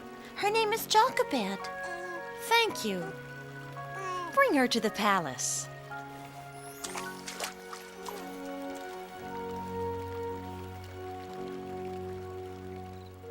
They named the baby Moses, and he was raised in the Pharaoh's palace as an Egyptian. But Jochebed was near Moses while he was a child to teach him right from wrong. Ha! Moses, time for your lessons. Now, did you do your homework? Sure I did. When I went out this morning, I saw a slave master hitting one of the Israelites. He was wrong, Moses. All people should be treated with respect. And Jochebed taught him that the Israelites in Egypt were unhappy because they were not free. Many years later, when Moses grew up to be a strong young man, he came upon some Egyptians who were treating people very poorly. You're lazy. Get up, and get back to work right now, or else. Leave him alone. You shouldn't treat anyone like that. He deserves it. He's pretending he's hungry and tired because he's too lazy to work. I'm teaching him a lesson about... Leave him alone.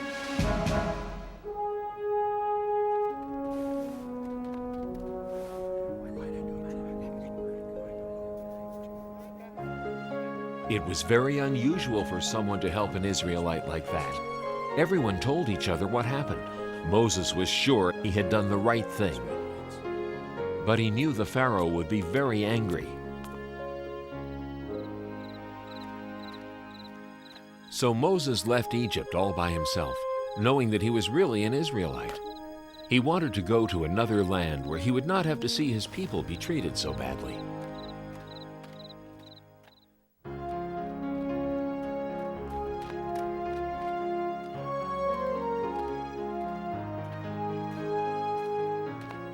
After traveling for 40 days, Moses found himself in the land of Midian.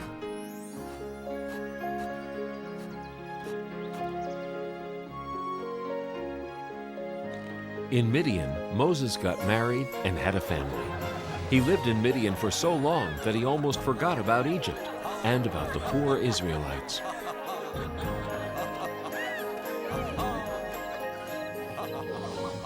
Until one day, Moses was looking after a flock of sheep up in the hills, and it was there that he saw an amazing sight.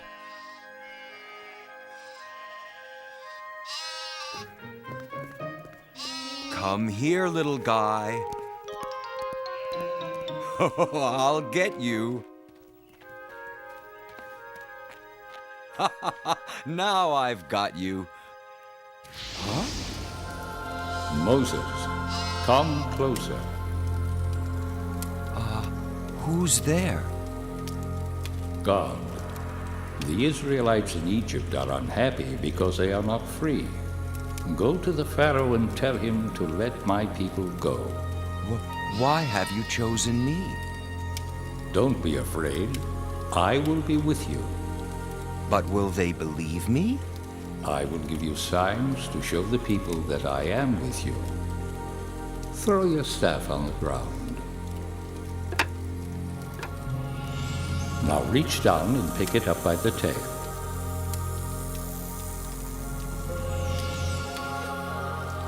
Trust me, the people will believe you. Now go.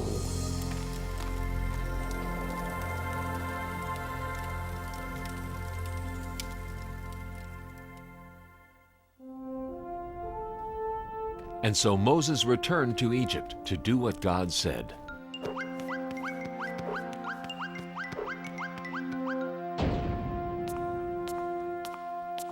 Are you Moses? I have heard about you. What are you doing back here after all these years? I am here because God sent me. He wants you to free the people of Israel. Oh, he does he? Too bad for him. Who is this God, anyway? I've never heard of him. Have you? No, sir, your most royal, wonderful highness. Well then, this God of yours must not exist, right? Yes, your most royal, wonderful highness. Right. You there, come here. We're too nice to the Israelites. After all, they have a big, strong God on their side. Tell my slave masters not to give them any more straw for the bricks they make. From now on, they have to find their own straw. Yes, your most royal, wonderful. I said go! Ha! Don't try and tell me what to do. I'm the Pharaoh. It's time for your bath, your royal highness. I won't give up that easily.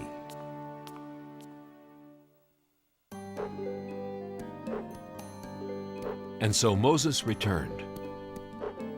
God wants you to let the Israelites go free. Oh, haven't we already done this? It'll take a miracle before I listen to another word you're saying. See the power of God, the only true and living God.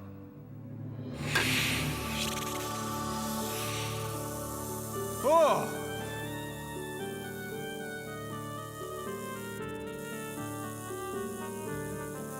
Silence!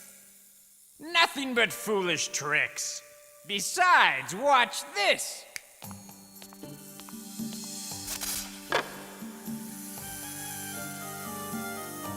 Think twice before you try to trick me again. I am not trying to trick you. I am warning you. God can perform many miracles.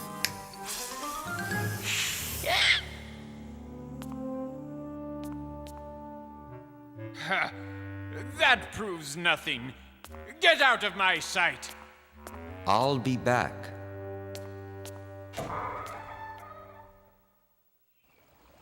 And the next morning, Moses did come back. Pharaoh, let the Israelites go free. If you do not, God will let plagues happen to Egypt. The plagues will bring very bad things. No! See for yourself the power of God.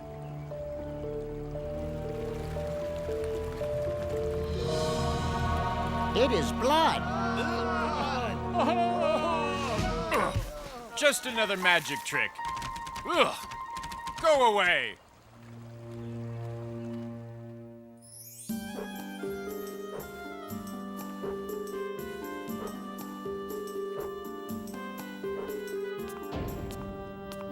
You again? What do you want now?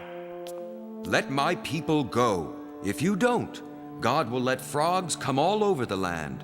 Frogs will sleep in your bed and eat your food and... Frogs? I love frogs. Why, when I was a little boy... never mind about that right now. Who cares about a few frogs? Get out of here.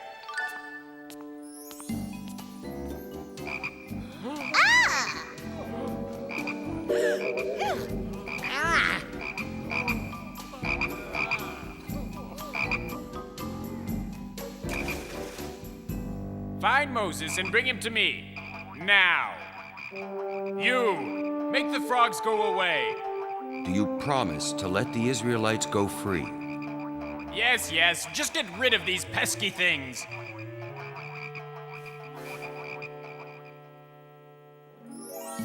God made the frogs go away, but the Pharaoh didn't keep his promise. He did not free the people of Israel. So God allowed more plagues to happen in Egypt. God let lots and lots of gnats come to Egypt. They flew everywhere.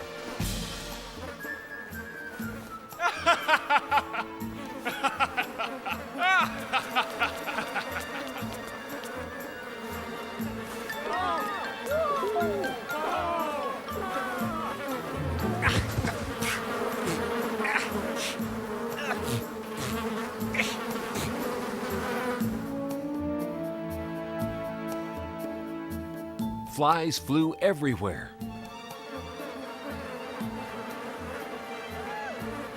But the Pharaoh still wouldn't let the Israelites go, so the animals got very sick. And then boils grew on the skins of the Egyptians.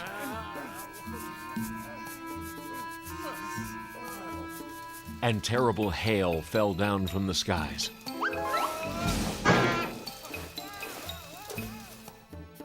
And the locusts came.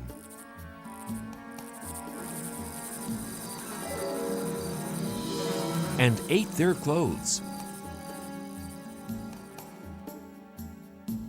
Next, everything was as dark as night for 3 whole days.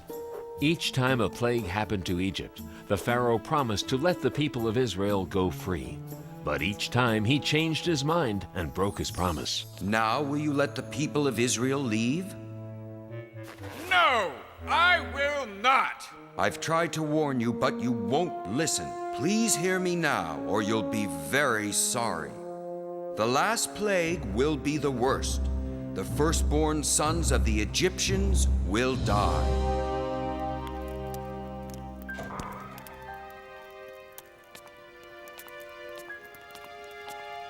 What has your God done? He has taken my son from me. Leave Egypt at once and take your people with you. Moses told the Israelites to get ready to leave Egypt right away. He knew the Pharaoh might change his mind again, so they packed and left as fast as they could. I can't believe we're actually going. It's just as Moses promised. A land where we could be free. It seems like a dream. But it's not a dream. At last, we're on our way home.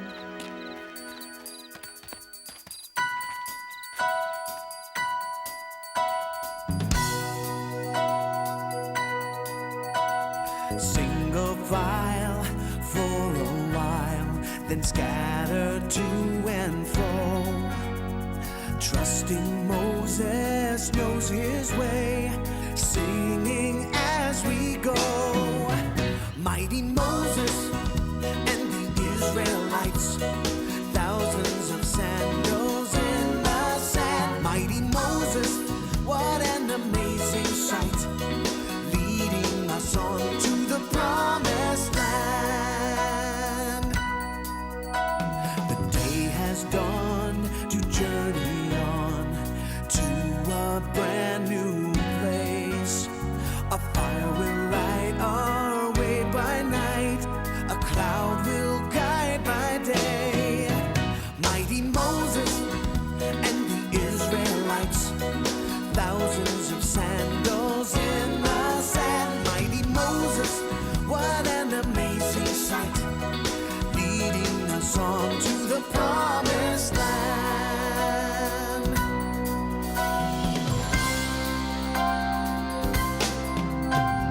Hand in hand through desert sand, answering God's call, following our leader's lead to freedom for us all. Mighty Moses and the Israelites, thousands of sandals in the sand. Mighty Moses, what an amazing sight, leading us on to the promised land. Mighty Moses and the Israelites, thousands of sandals in the sand. Mighty Moses, what an amazing sight, leading us on to the promised land. And so, finally, the people of Israel left Egypt on the way to their homeland, the land of freedom.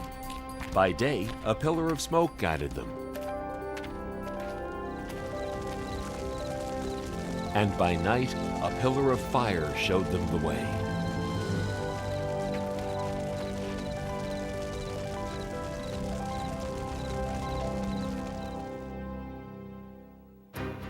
But back at the palace, the Pharaoh had changed his mind again. I was a fool to let them go. Who will build our pyramids and grow our food and fan me when it is warm? We must get the Israelites back. Call my chariot. In the meantime, the Israelites had reached the Red Sea.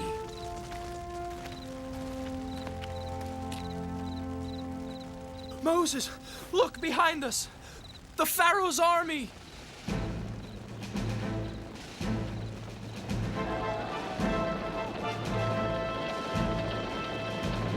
They'll be here soon. Oh no! Moses, what have you done to us? We would have been better off living unhappily in Egypt rather than dying here in the desert. Don't be afraid. God will protect us. Don't hurry, Moses. Rest tonight. Tomorrow morning, raise your hand and stretch out your staff over the sea. It will part, and you will be able to go through on dry land.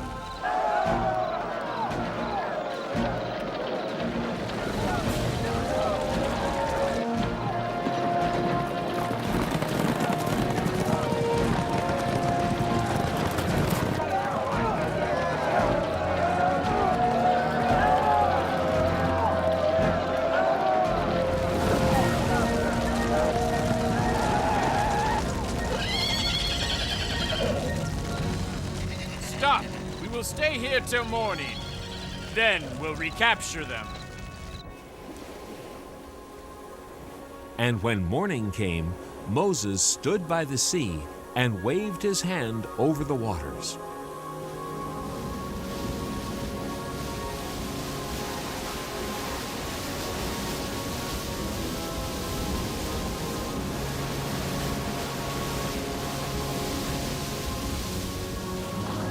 and the sea parted, just as God had promised.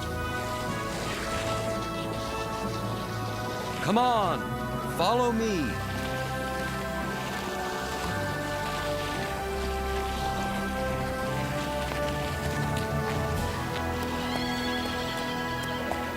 After them!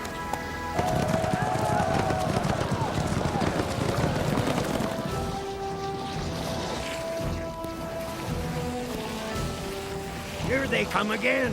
What are we going to do? Just wait. Then the sea fell upon the Egyptian army and stopped them. Thank you, God, for saving us. The Israelites passed through the Sinai Desert on their way to the land of Israel.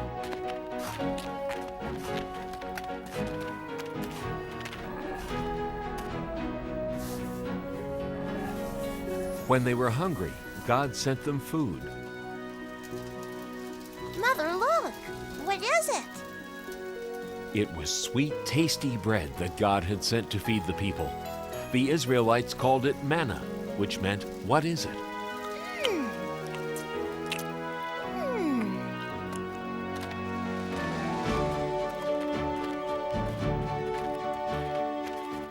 When the Israelites were thirsty, God sent them water.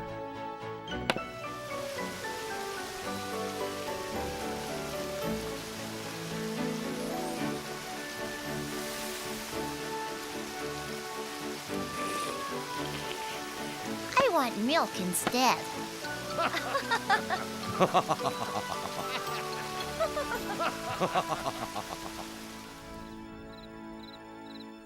When the Israelites reached Mount Sinai in the middle of the desert, they set up camp near the foot of the mountain. It was time for God to give the people His laws.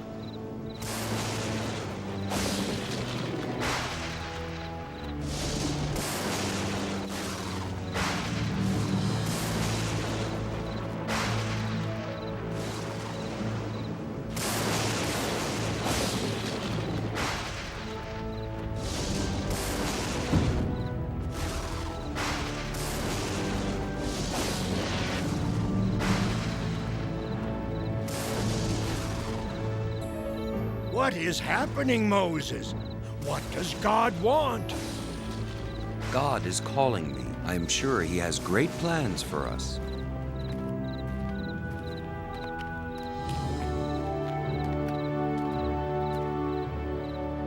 I must go ahead. And Moses climbed to the top of the mountain. I am ready for you. I have rules that I want to give the people of Israel. If they follow them, I will protect the people. Chisel out 2 stones and I will write them down. Always respect your father and mother. Do not kill anybody. Do not steal anything. God gave many other laws. He also told Moses how to build the home of worship where the Israelites would pray to God. God also told Moses that everybody should rest on the 7th day, just like He did when He created the world.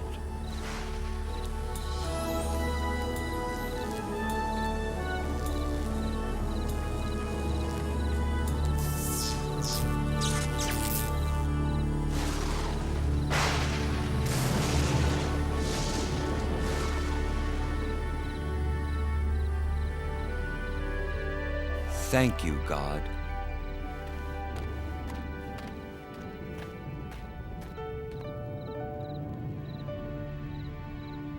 And this is how Moses led the people of Israel back to their homeland with the power of God and His sacred laws. These laws are called the 10 Commandments. Throughout the long journey, God helped Moses guide the Israelites home.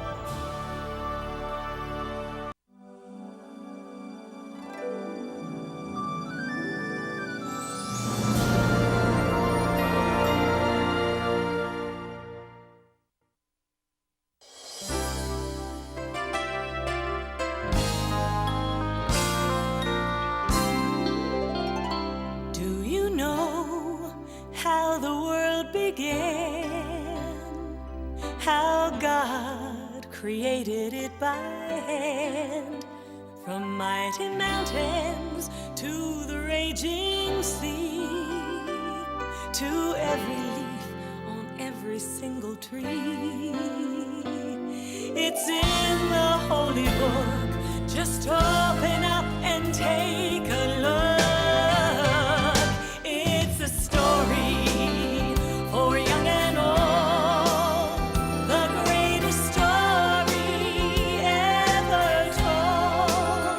So lend an ear and you will hear the greatest story. The greatest story.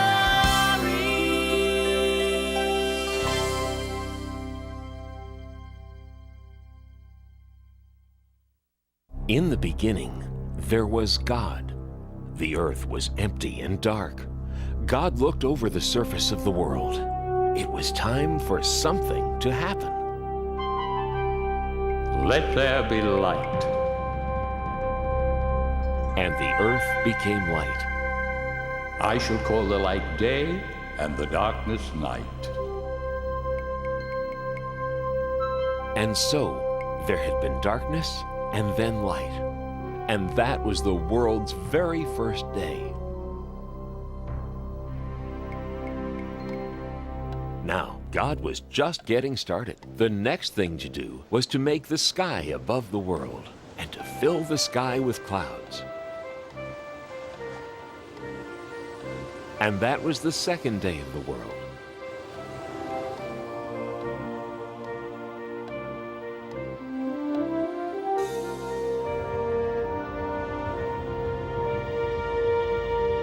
On the third day, God separated the water from the dry land.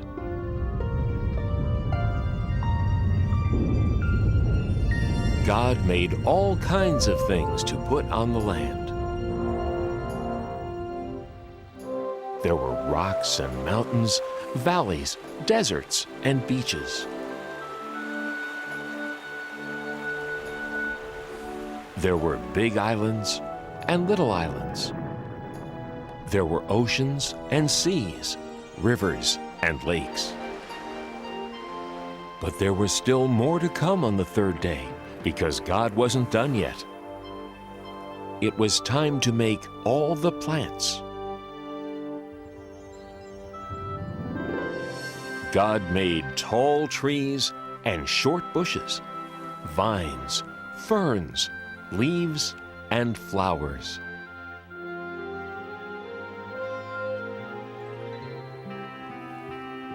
God gave all the flowers a different size, color, shape, and smell.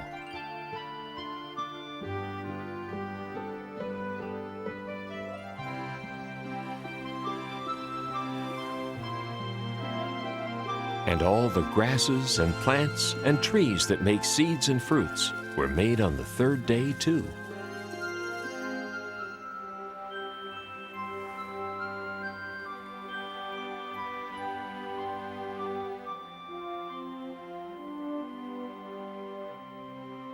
On the fourth day, God made a brilliant light in the sky called the sun to light up the day,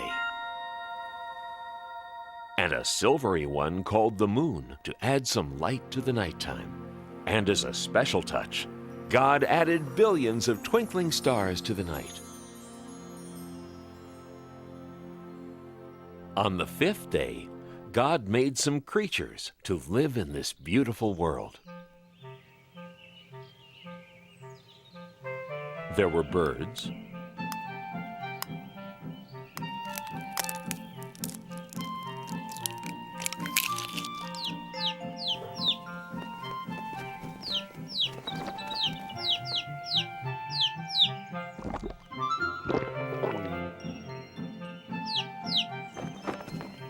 and more birds,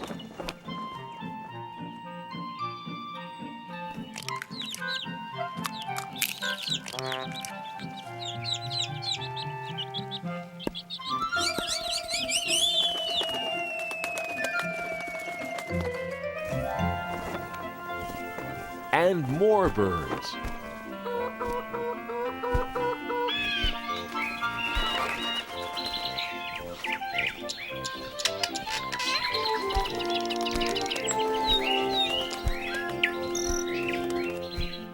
And in the rivers and oceans and seas and lakes, God made fish.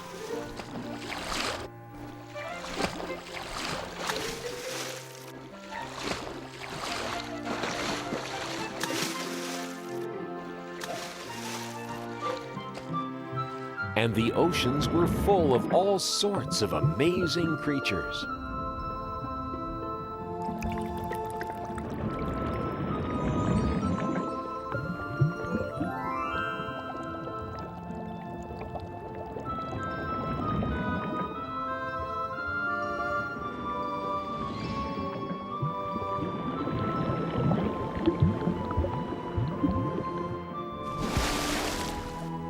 And that was the end of the 5th day.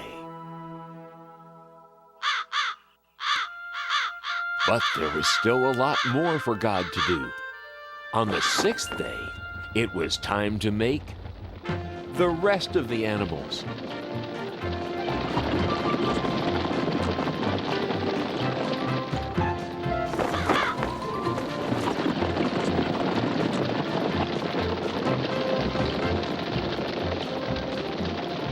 There were so many animals to make.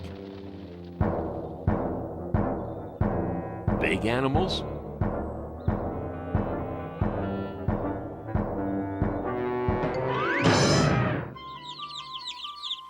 and small animals.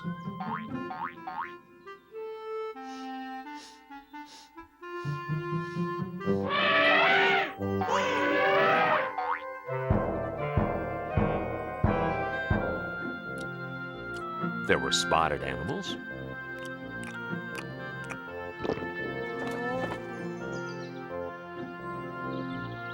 and horned animals.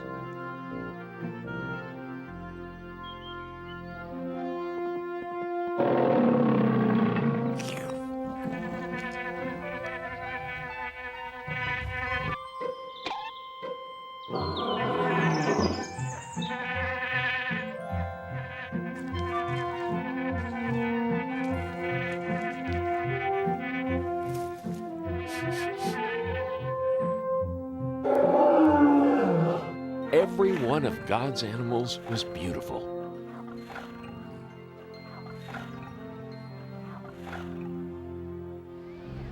Now, on this 6th day, God did something else that was very important. God created the first man. And that man was called Adam. Then God blew the breath of life right into Adam. Where am I? Welcome to the world, Adam. Who are you? I am God. Look around you. All the plants of the earth, and all their seeds, and all their fruits, I give them to you. And all the animals. You have power over them as well. Everything is yours to use, to care for, and protect.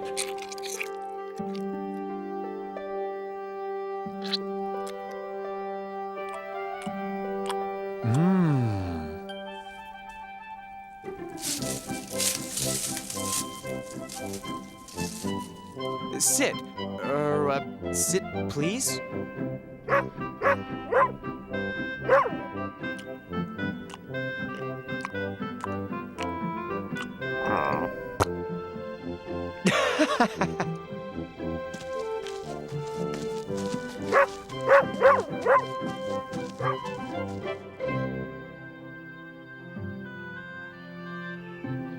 God looked over everything and was happy. And on the 7th day, God rested.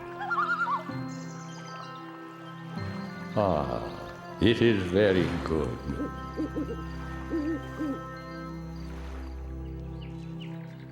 Now, God wanted Adam to live in the most wonderful place that could ever be. So God planted a beautiful garden for Adam to live in. It was called the Garden of Eden. God made a great river run through the garden, and then the river split into 4 great rivers.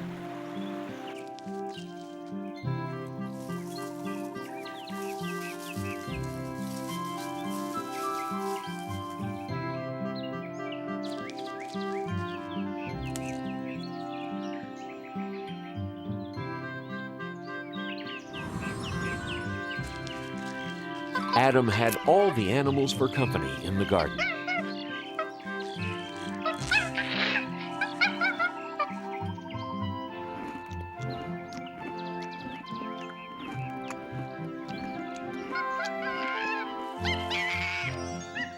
Whoa, excuse me.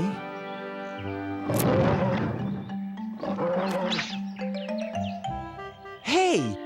Adam's first job was to name all the animals. This new request from God sounds like it's quite a job. I'm going to be as busy as a bee. I've got to search my brain and come up with a name for every living, breathing thing I see. You with the large brown spots, eating from treetops, your neck is the biggest part of you. Twisting round so easily, I believe your name will be Stretchy. Now that's pretty catchy. Or perhaps Giraffe will do. The jungle must belong to one so fierce and strong. I shiver and tremble at your growl. So you with the flowing mane, I give you the kingly name, Rory. No, that fits you poorly. Maybe lion is fine for now. Those flippy flappy things, I think I'll call them wings. And creatures they're attached to will be birds. The redbreast will be robin, ostrich that big odd one. Parrot is the clawed one who repeats all my words. I'd say your fancy shell protects you very well, although it can slow you down a bit. So you with the scaly skin, I name you and all your kin Pokey. Nah, too hokey. Know your word'll be turtle, yeah, just right. The swimmers in the sea will mostly fishes be, with whale and snail and lobster one and all. The orange one is goldfish, cod, the ice cold fish. Tadpole has the bold wish of one day being frog. The way you jump around, you hardly touch the ground, and scamper so fast you're just a blur. So you with the cottontail, you'll be known on every trail as Hopper. No, that's not proper. Oh, I have it, you're rabbit for sure. It's still early in the day, and I'm well on my way to naming every animal I know. Why, there's only 500,000 more to go.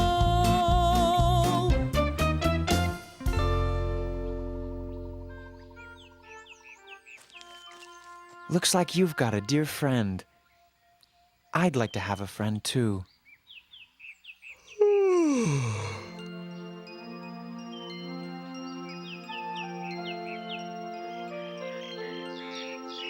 There were many animals to name. Adam grew very tired of trying to decide what to call each one. Now, God looked down on Adam sleeping there in the garden, and Adam looked very alone.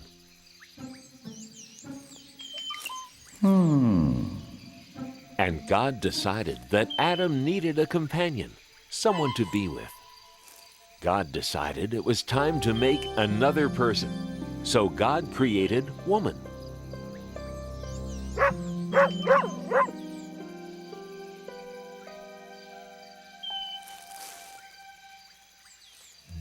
What? Hello. Hello. I mean, hi. Shucks. Where am I?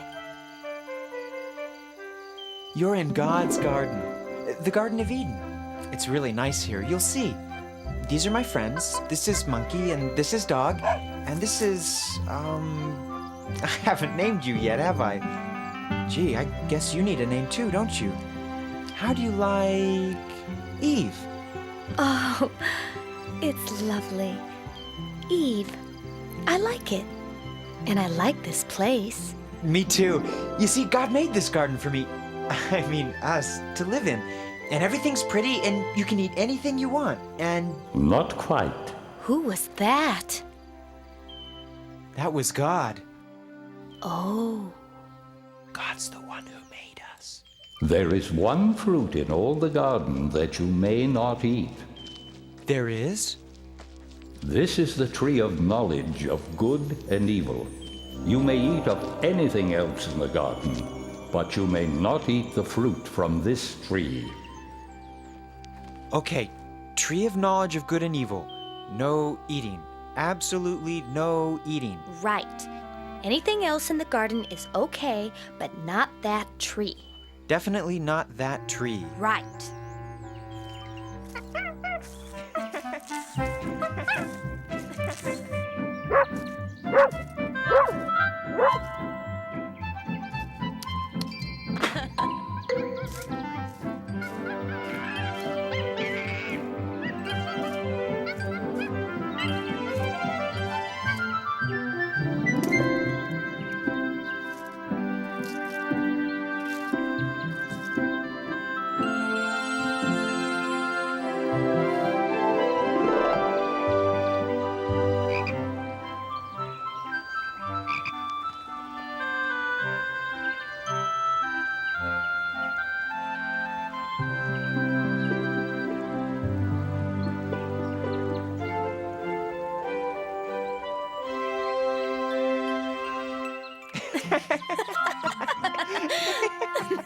And so Adam and Eve lived very happily in the Garden of Eden.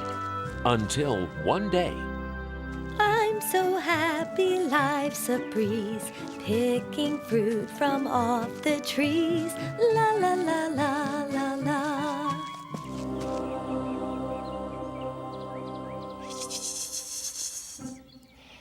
Howdy. Oh, you startled me. Hello. What are you called? Why, I'm a serpent. Nice to meet ya. Nice to meet you, too. Nice day, isn't it? Very nice day. Nice tree, isn't it? Very nice tree. Nice fruit. I have to go now. No, you don't. We're just getting to know each other. You don't want to hurt my feelings, do ya? No. Good, because I want us to be very good friends. Now, as I was saying, it's nice fruit, isn't it? You can eat it, you know. Eat what? You know what I'm talking about. The fruit of this tree. You can eat it.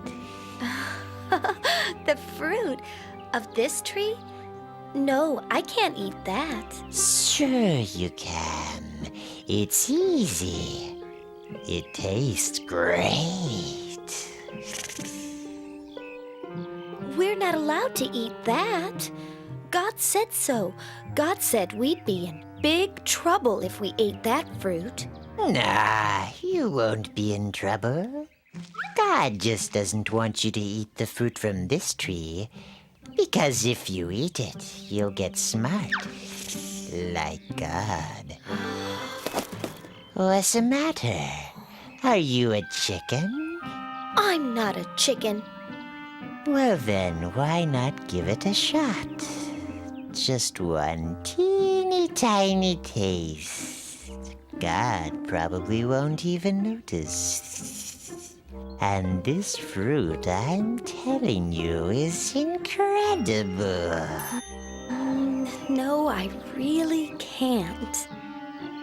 I'll never tell. Try it. Well, if it won't kill me, and it'll make me smart, maybe just one tiny taste. Sort of a lick, not even a bite, really. Oh, how bad could that be? Wow. Pretty good, huh?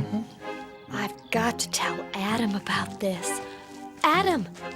Adam! You'll never guess what just happened. What? You know the fruit? Which fruit? You know, the one we weren't supposed to eat.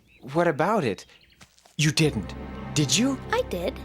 Eve, how could you? Adam, it's great. I want you to try it too. That serpent over there told me all about it. I just took a little bite, that's all. But Eve will really get it if we eat that fruit. I didn't get it, did I? I guess not. Just take a tiny bite. God's probably not even looking. Oh, go ahead.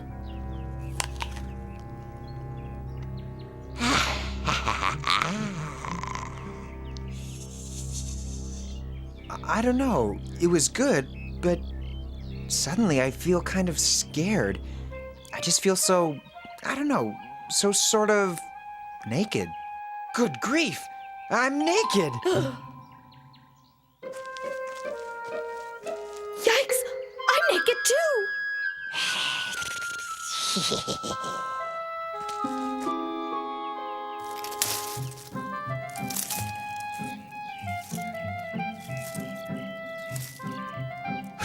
That's better. What were we thinking? Uh-oh. I think God's coming. I think we're in trouble. Big trouble. I think we're gonna get it now. We better hide.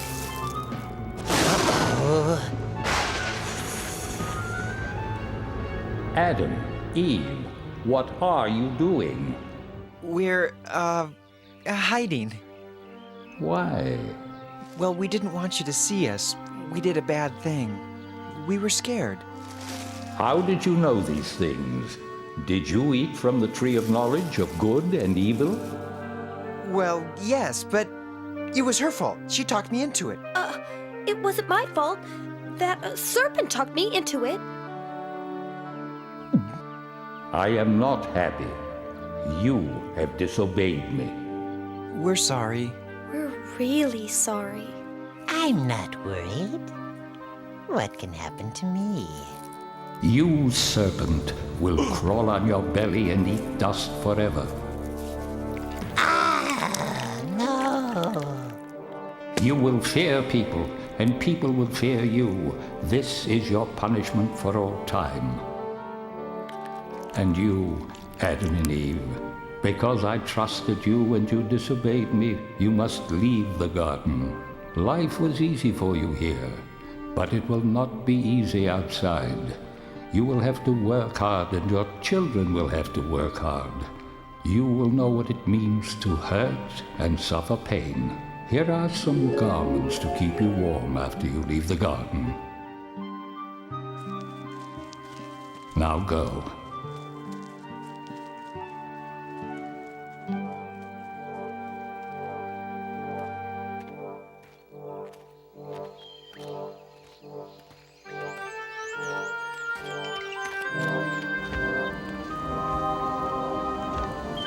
God put an angel with a flaming sword at the entrance to the garden, so Adam and Eve could never go back. But even though Adam and Eve had disobeyed God, even though they had to leave the garden, God still loved them. I'm sorry, Eve. I'm sorry too, Adam. I guess we're all alone now. Not quite alone.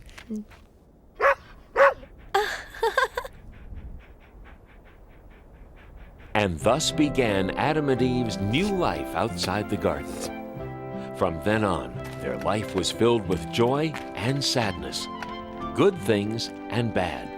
But even though they could never go back to the garden, God did not abandon Adam and Eve. God always watched over them, wherever they went, forever after.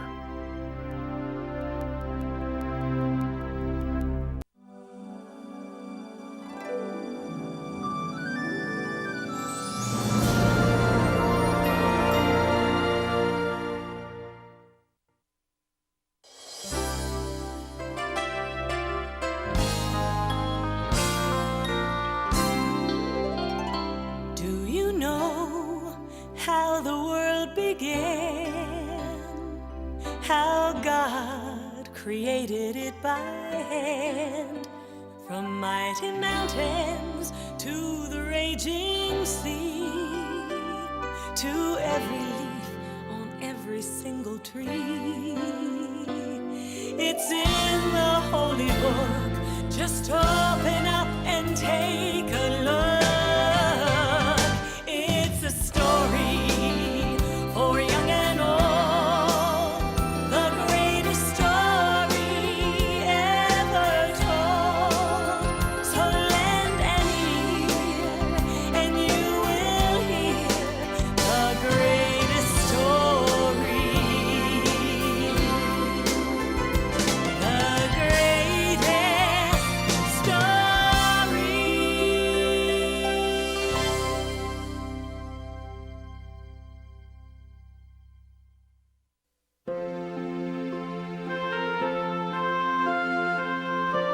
Many, many years ago in the land of Israel, the people were waiting for a very important event.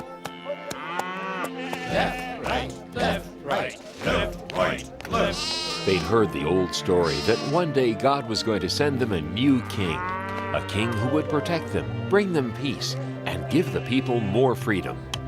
When is the new king going to come anyway? Our parents, our grandparents, our great-grandparents promised he would. They said he was coming.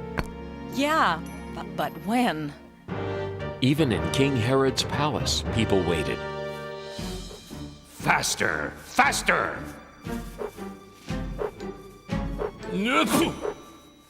When will that new and better king get here? What was that? Nothing.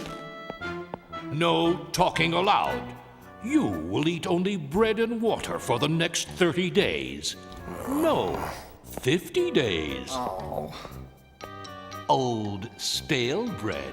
And only 4 drops of water.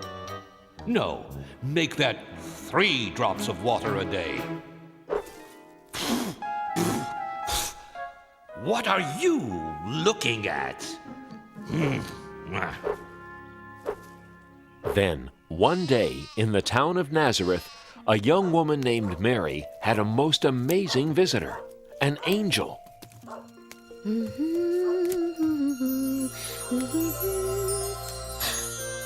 Who are you? Please don't be afraid, Mary. I am the angel Gabriel. I've come to bring good news. News? For me? God has chosen you from all the women of the world to be the mother of his son. God has chosen me? How can this be? Everything is possible with God. You will have a son. He will be the Son of God, and you will call the baby Jesus. Whatever God wants, I will do. Oh. Mary loved a man named Joseph. One night, an angel came to Joseph in his dream.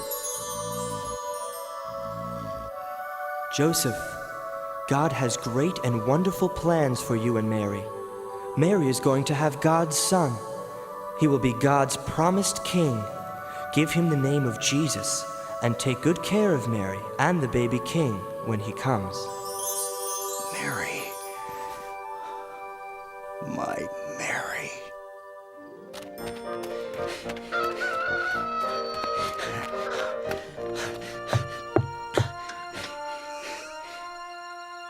God sent an angel to tell me about the child.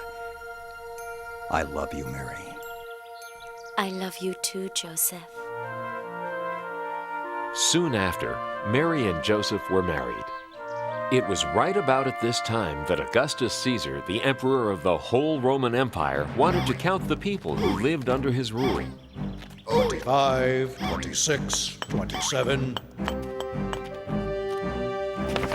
There are 692 people from the town of Hebron, and 839 from the town of Jericho. Add it to the list. 28, 29, 30. I'm getting tired. Send servants out to count all the people in my land. Everyone was ordered to go to their hometown so they could be counted. Joseph had to take Mary to Bethlehem, the town where he was from. Bethlehem was very far away.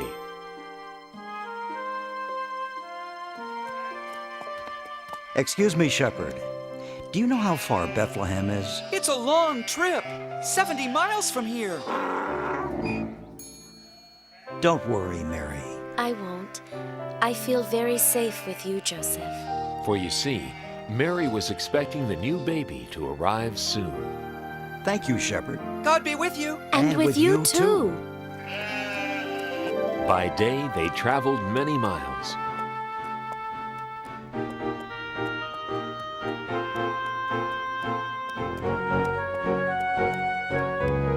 We're more than halfway there. I'm sure we'll be there in no time.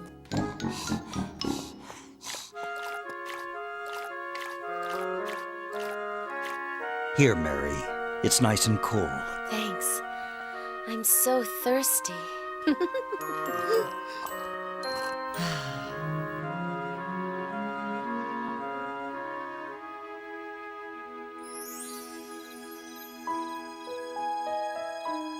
At night, they slept in the open air.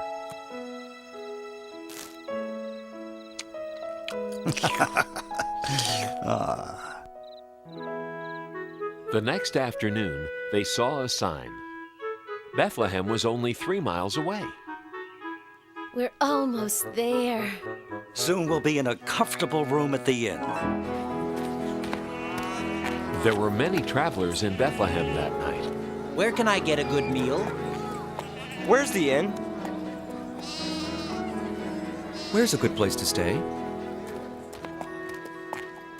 Good evening, kind man. Can you tell us how to get to the inn? Of course. Why not take the shortcut? Just go around this corner, then up the steep hill. You'll pass the granary, then go right, then left, then 2 rights, then your second left, then let's see. Right, left, and you're there. Thank you. You're welcome. Huh?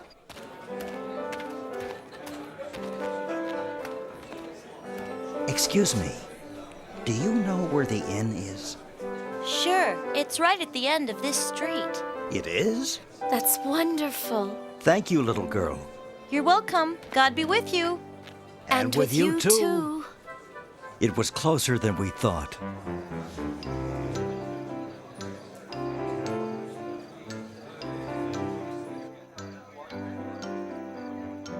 We're here. Yes. Quit pushing. I'd like a room for my wife and myself. So would everyone. We have too many people here now. My husband keeps saying yes, yes, yes. Tonight, we'll have to sleep in the kitchen. But we've been traveling for days. What's going on here? They want a room. What else? I'm sorry. We really have no more space at all. My wife is very tired. We came from very far away. Yes, so have a lot of people. And my wife is expecting a baby. I'll tell you what I can do. We have a stable out back. It's full of animals, but at least you'll have a roof over your heads. It'll be warmer and safer than sleeping out in the open. Thank you. You're very kind. Come, I'll show you. You have some important company. I hope you'll be comfortable here. It's the best I can do. Thank you. We're very grateful. Let's try and make the best of it.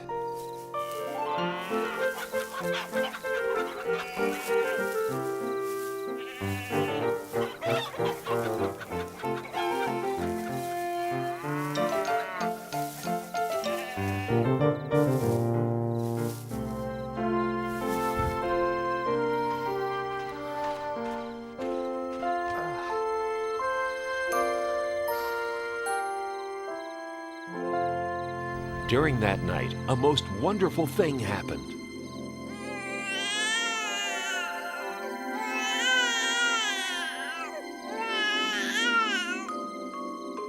The baby was born, God's little son. We'll call the baby Jesus. Mary and Joseph loved their new baby boy very much.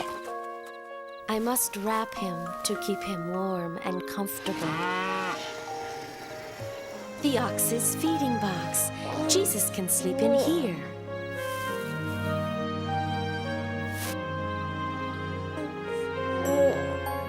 And so the baby Jesus lay in a manger, surrounded by the warmth of love and the protection of God, who was now ready to let all of heaven spread the news of the baby's birth. That night, just outside the town of Bethlehem, shepherds were watching their sheep. How can you let your sheep walk around all night? He should be sleeping. My sheep?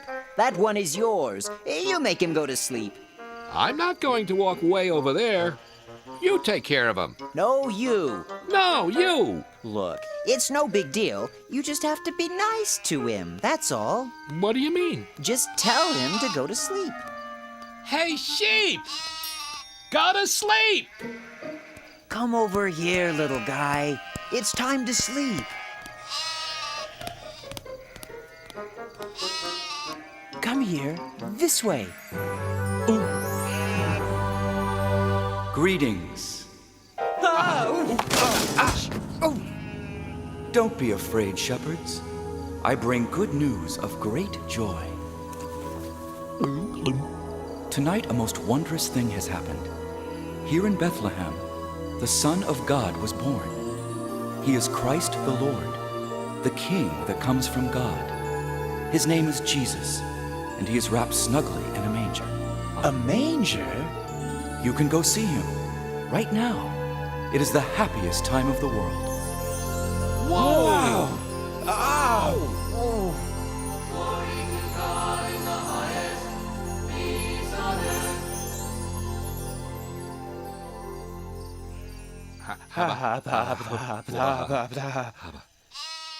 A king in a manger? Right here in Bethlehem? I always thought he'd be in a palace. Let's go into town and see what the angel's talking about. Let's go into town and see what the angel is talking about. I just said that. Then let's go. Whoa! This way. Hey, where are you going? Get back with the other sheep.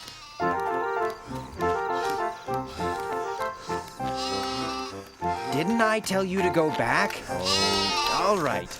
But you'd better behave. Sheep. The angel was right. Look. He's really there. Hello there. What brings you here? We came to see the baby sent from God. We know about him because an angel came and told us. Then many angels came and sang about God's glory and peace on earth. The angel said he'd be wrapped snugly and lying in a manger. Just like this. It's true. What the angel said is true. The Son of God, the King, in a manger. Mary's heart filled with wonder as the shepherds told their story. She knew that her newborn child was the Son of God. Meanwhile, in the far distant lands of the East, wise men who study the stars saw something new in the sky.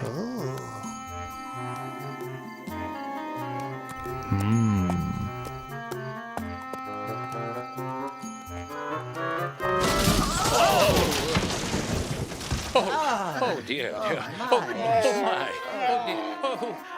I beg your pardon. Not at all. It was entirely my fault. No, it was me, really. I wasn't looking where I was going. I was noticing that star. So was I. What a coincidence. I was too.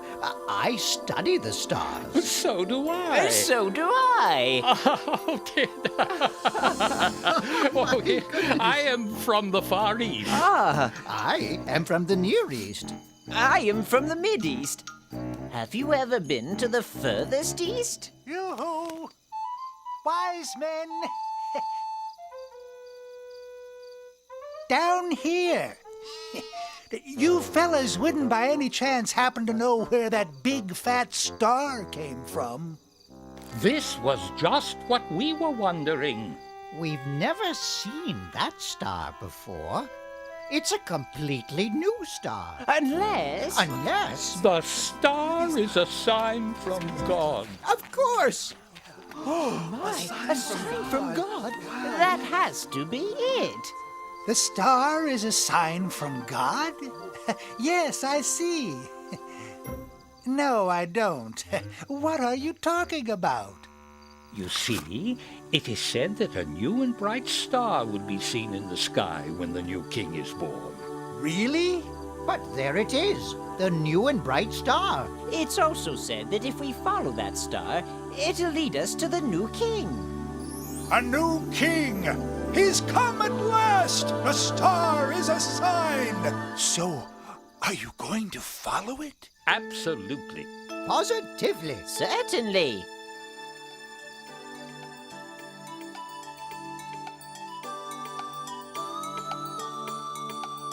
We're gonna follow that star as long as it takes, no matter how far, guiding us on to the child, the chosen one.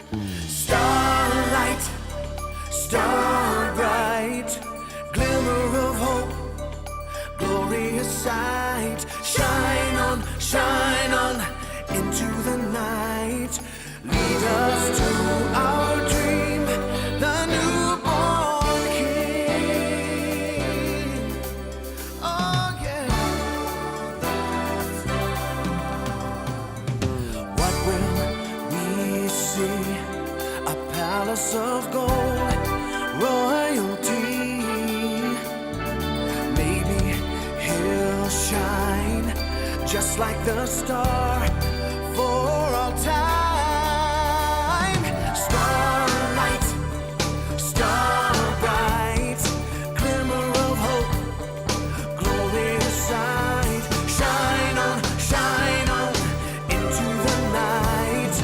Lead us to our dream, the newborn king. Oh, starlight, star bright, glimmer of hope, glorious sight. Shine on into the night. Lead us to our dream, the newborn king. The newborn king, yeah, the newborn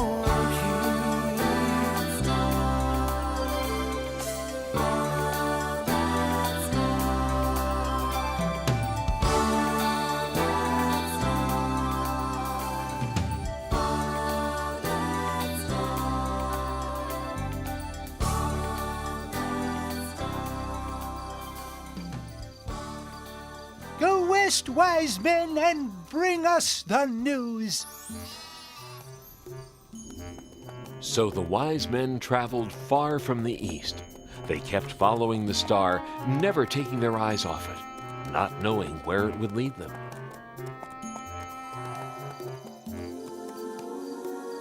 Look, the star is over Israel. We should go to the king's palace in Jerusalem. The newborn king must be there.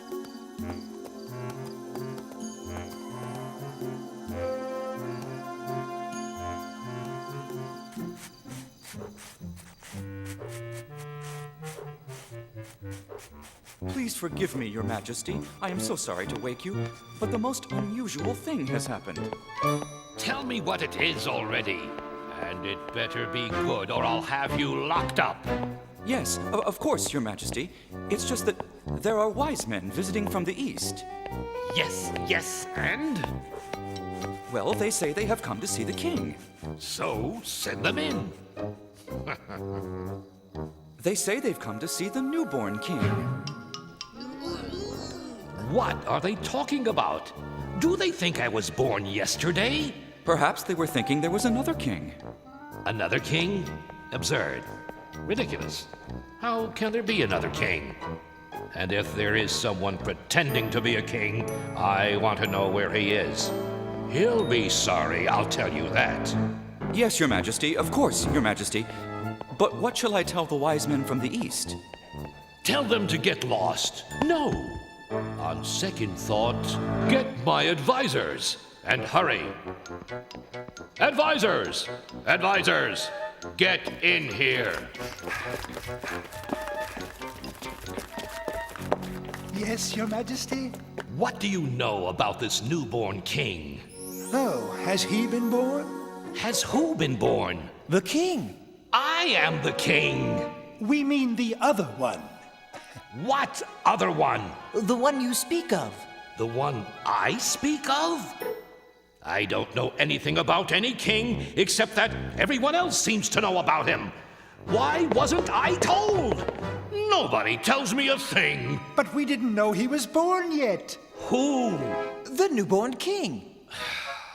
Okay, if you're so smart, just where is this newborn king? The old stories say he will be born in Bethlehem.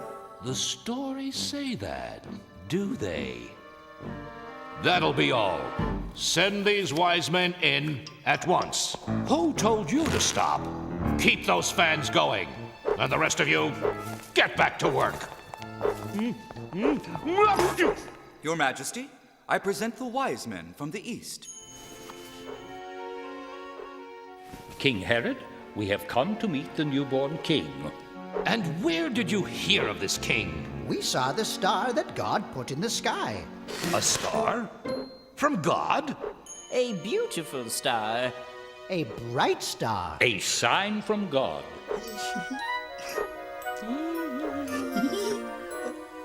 We knew that if we followed the star, it would lead us to the new king.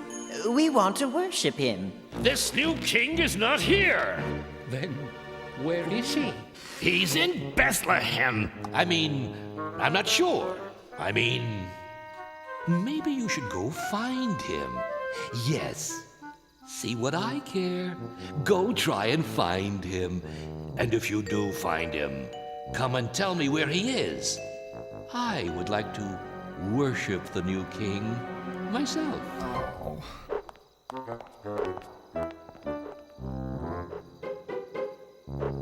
Enough of that.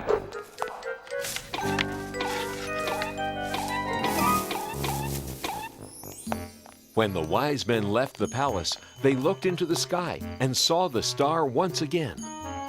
Look! There it is! On to Bethlehem!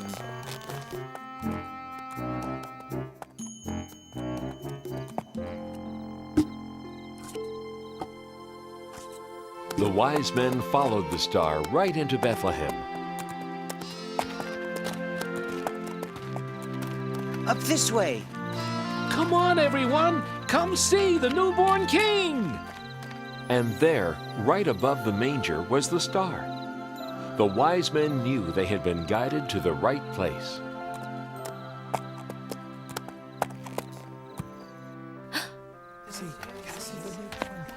The king is here.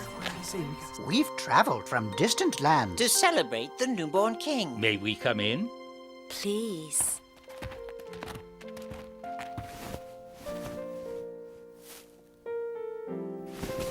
We knew the baby was born because of the star. We followed it all the way here. We have brought gifts. The wise men gave Jesus gold and sweet-smelling perfume and incense. Thank you. Thank you for letting us worship the king. We thank God for his great wisdom. He has sent us his son. Praise be to God! Hooray for the new king! Praise be to God! Hooray for the new king! The wise men never did go back to King Herod to tell him the good news about baby Jesus. Everyone rejoiced and thanked God for sending them his son, the new king of the world.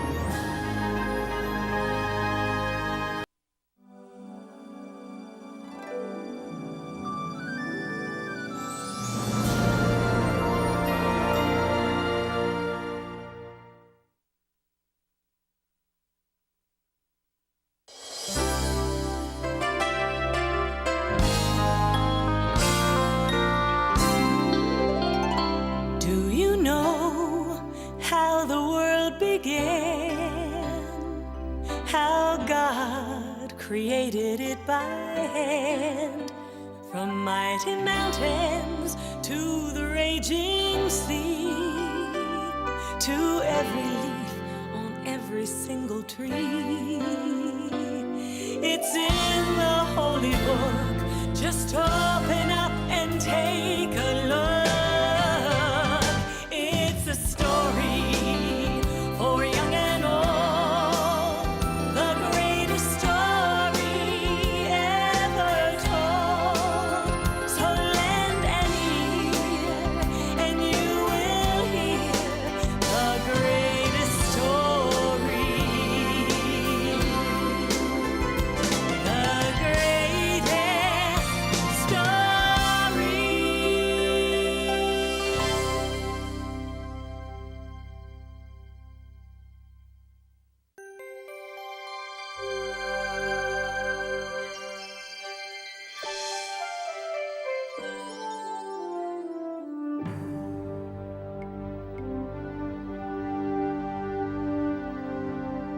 A long time ago, there were many, many people on the earth. And everyone did whatever they wanted to without love for each other. They cared more about themselves than they did about other people. Yes, it is. Hey, come back here. Stop it. God was very sad because everyone had forgotten his way.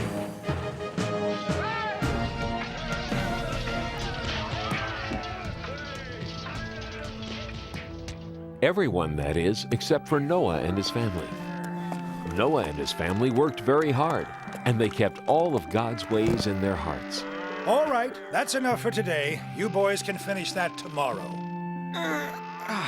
But, Father, we almost had it. Just a few more minutes.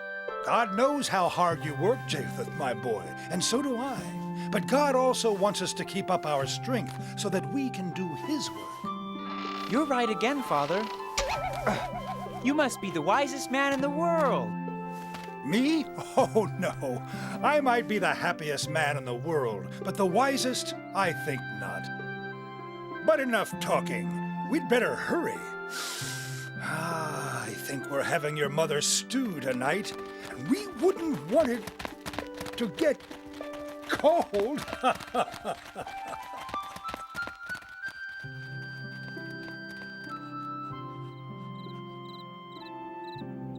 Noah and his family had a hard life, but they loved each other very much, and they always had enough to eat.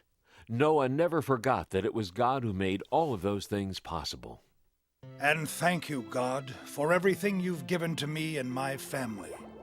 Thank you for the strength to work hard, and for fields that are good for growing, and for the food on our table. Amen. Amen.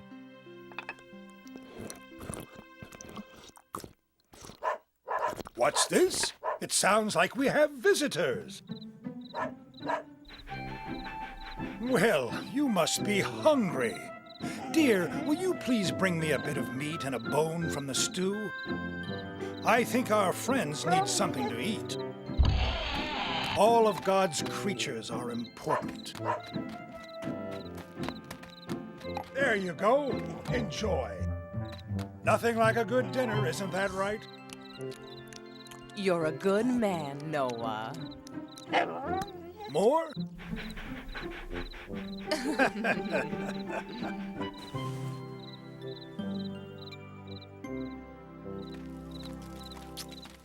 One night after supper, everyone kissed Noah goodnight and went to bed. But Noah didn't go to bed at his usual time. He had a strange feeling. You look sleepy, dear. Why don't you go to bed? Are you coming? Soon. I don't feel tired. I think I'll go out and look at the stars for a bit. Noah went out of his house for some fresh air. He had a feeling he couldn't explain. He didn't know that God was leading him outside. Ooh, what is this? Noah? God, is that you? Yes, Noah, it is. Please listen to the important things I have to say to you. Noah, people do not love one another as they should. So I have decided to wash the earth with a flood and start over. This is terrible news. Don't be afraid, Noah.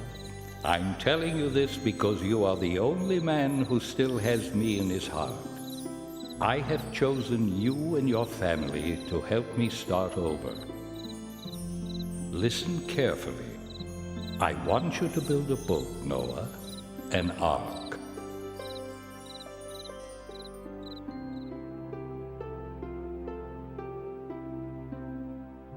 So much to do. Oh, I've got to get my boys and have them help me. Wake up! I need you to help me with a big project. Ooh.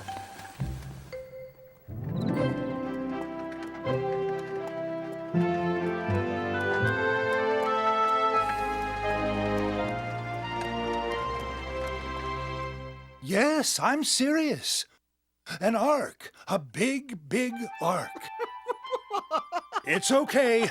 Go ahead and laugh. You'll see.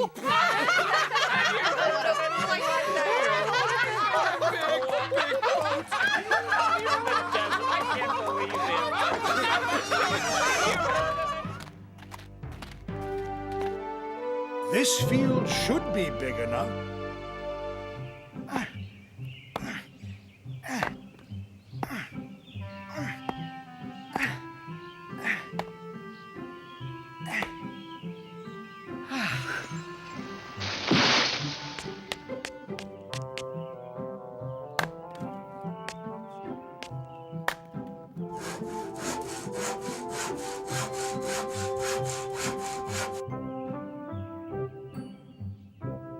Build it from fresh, sticky wood.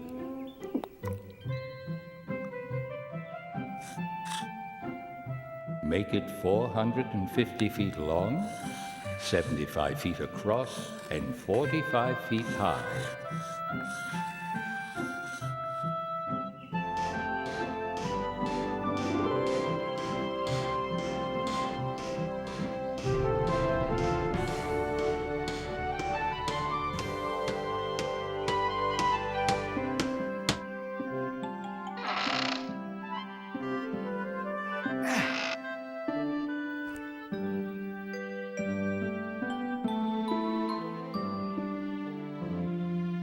Seal the planks with tar.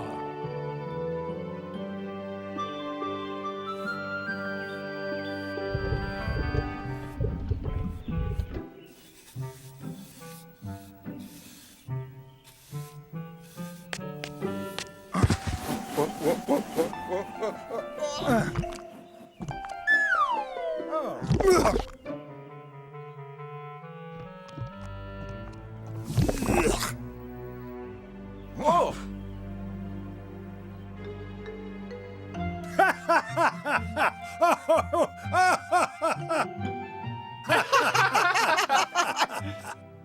And inside, build an upper, middle, and lower deck.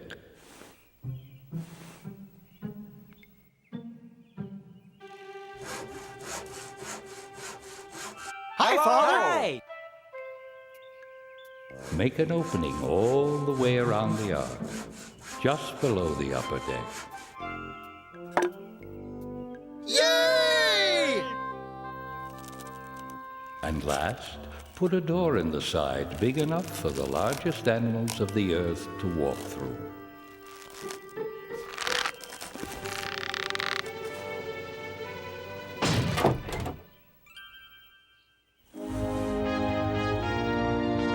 Next, bring 2 of every animal on the earth with you, each with a safe place on the ark.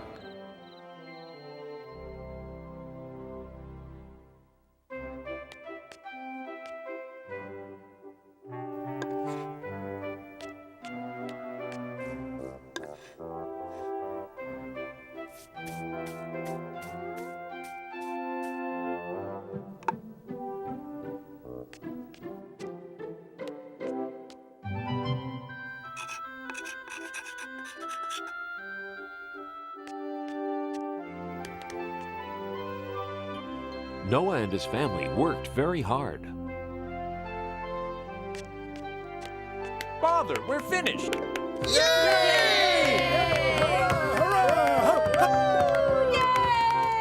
We have done well, my sons.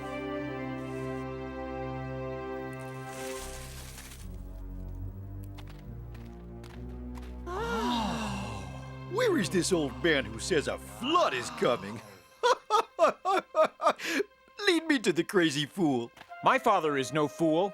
Only a fool would build a big silly boat in the middle of his field. Now let's take a good look at...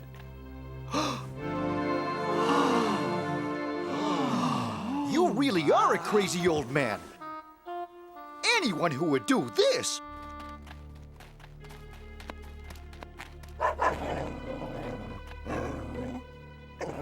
You would be wise to listen to what I say. God has told me that a terrible flood is coming. So much to do, so little time. Father? It's fair to warn them, Shem. Warn us about what? The flood that's never coming? Come on, let's get out of here. Let's leave this crazy old man alone. There now. Thank you for helping us. I guess we made ourselves some friends, eh? And it looks like we have our first passengers. Now, if I can only figure out how we're going to find all the rest of the animals. Shh, quiet now, you two. Can't you see he's trying to think? Father, look!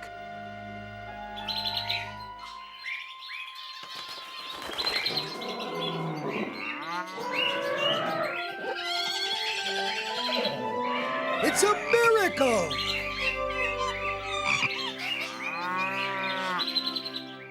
And it was a miracle. God had done something wonderful.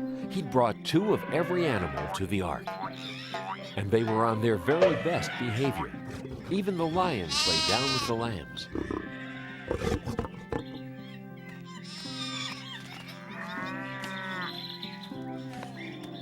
Tigers? Wildebeests? Zebras?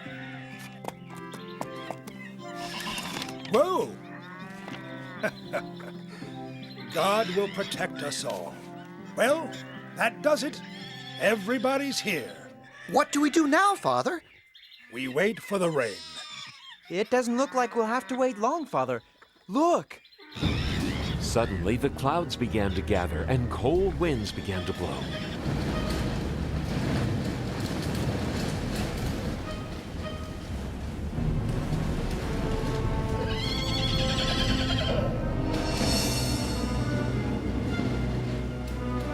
Noah, the time has come to take your family and the animals onto the ark. Soon the rain will start. Let's go!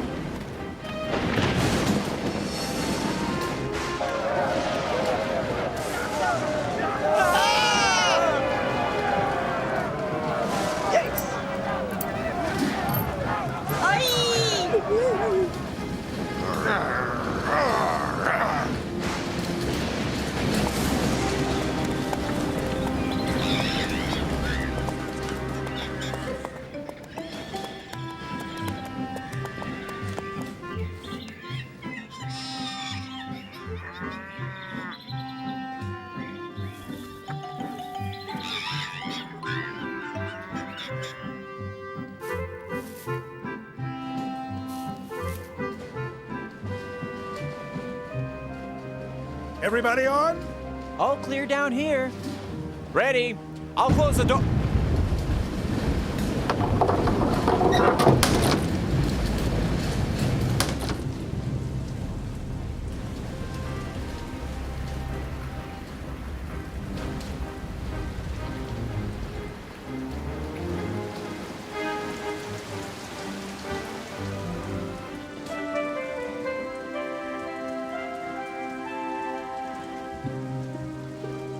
Don't be afraid, my dear.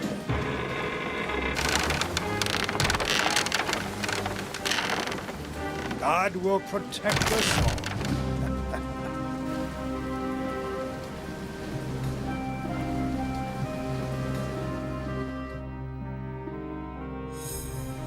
The rain covered the whole earth. Even the highest mountains disappeared underwater.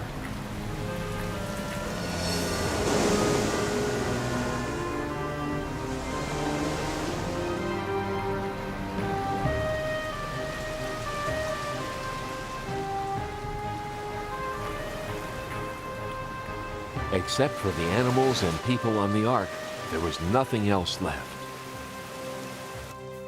During their long trip, Noah and his family became very close with the animals. They were all good friends.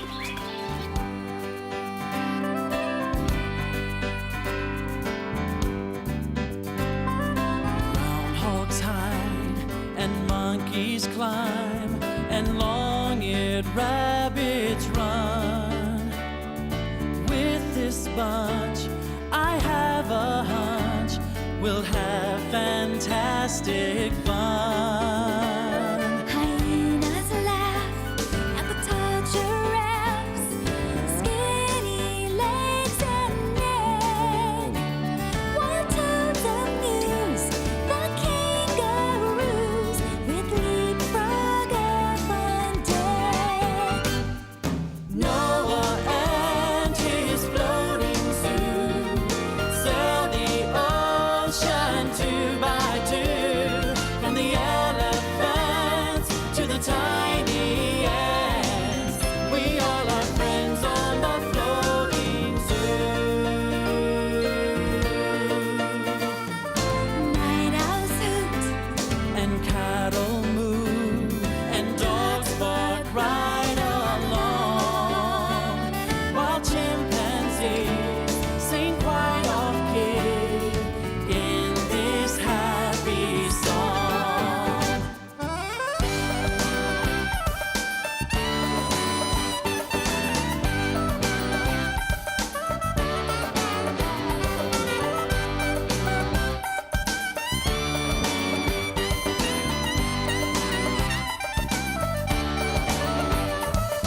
Noah and his floating zoo sail the ocean two by two, from the elephants to the tiny ants. We all are friends on the floating zoo.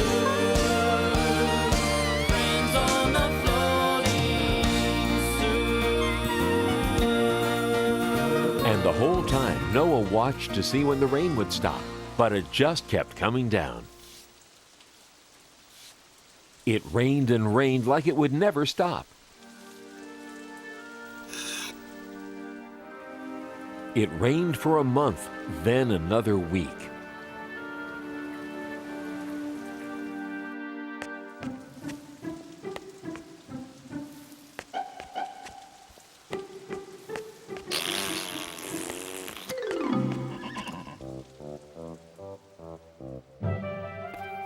Then, after 40 days and 40 nights, the rain stopped. Noah was so excited, he called a family meeting. I've called you all here because I have a surprise for you. The rain has stopped. What? That's wonderful!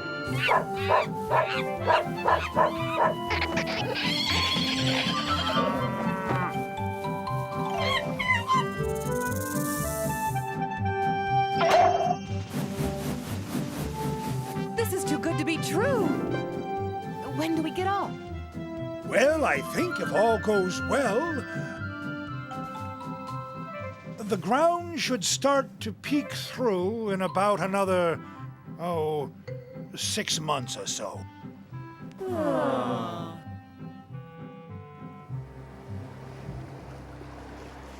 Everybody was disappointed to hear this news because although they all loved one another, they were all pretty tired of being on that ark.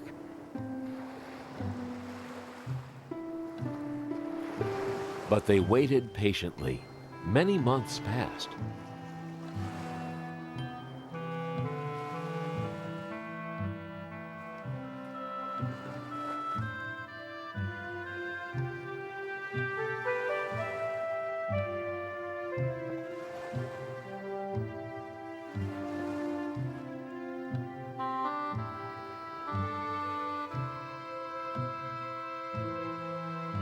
Well, what did you see?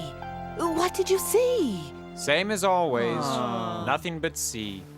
We're never going to get off this boat. How are we even going to know if the land is dry? How are we even going to know if we're anywhere near land? This is hopeless. Now, what kind of talk is that? Are you the same men who helped me build God's Ark? Hasn't he looked out for us this long? Of course. Father is right. But can we at least try to find out if there's any dry land? This got Noah thinking.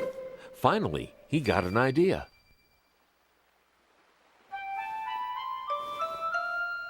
He went and got one of the ravens and brought him to the slit in the ark. Then he let him go. He thought if the raven found land, he might bring something back with him.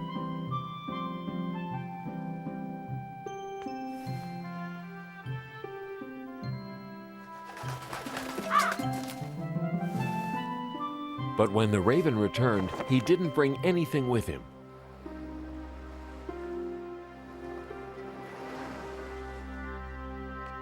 So Noah decided he would try letting a dove go. Good luck.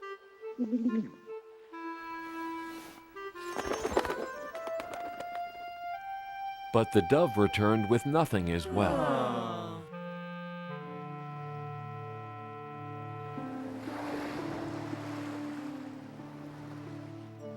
But Noah knew God wouldn't abandon them. He waited a while longer. Then, one last time, he sent out the dove again.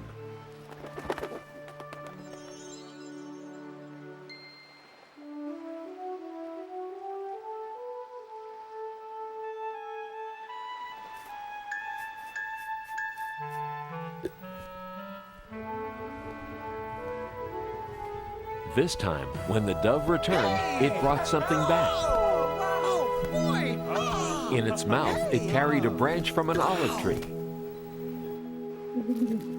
Father, this is wonderful news. We must be very close to dry land. Yes, son. If you believe in God, he will save us all. And you protected us too.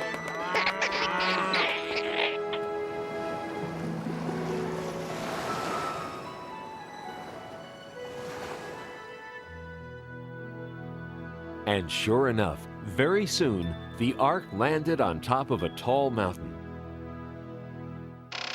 When it was safe to come out, God spoke to Noah again. Noah, you and your family and the animals can come out now. The earth is dry. Go out into the world and have many children, and tell them about me.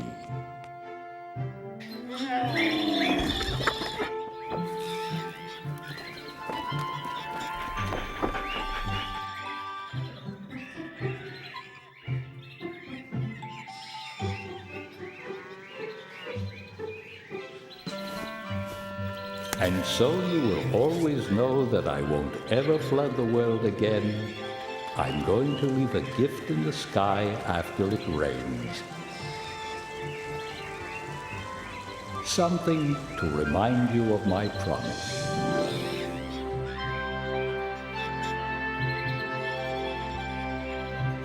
And so Noah and his family thanked God for all he had done for them. And Noah's sons had many, many good and strong children who loved God very much.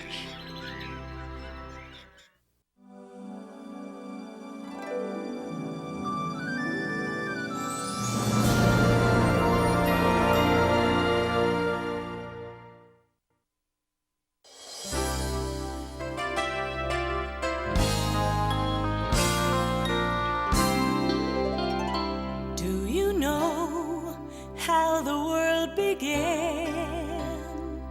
How God created it by hand? From mighty mountains to the raging sea, to every leaf on every single tree. It's in the holy book. Just open up and take a look. It's a story for young and old, the greatest story ever told. So lend an ear and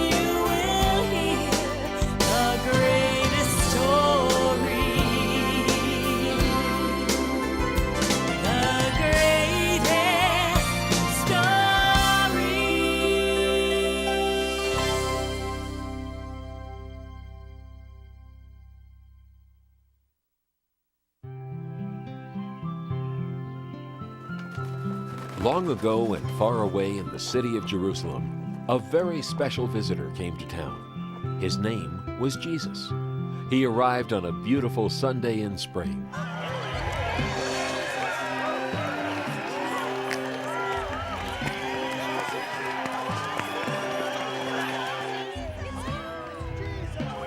What's happening? Where's everyone going?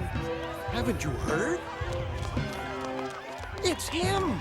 He's here! He's finally here! Oh, who's here? The king! Come on! The king? Come on, let's go!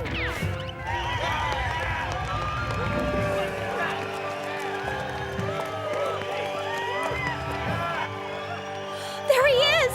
There's Jesus! Where? Not that fellow on the donkey colt. The king? On a donkey? He should be riding a golden chariot pulled by mighty horses. Are you sure he's a king? He looks so ordinary, like one of us. He may not look special, but did you hear what he's done? He's done the most amazing things to help people.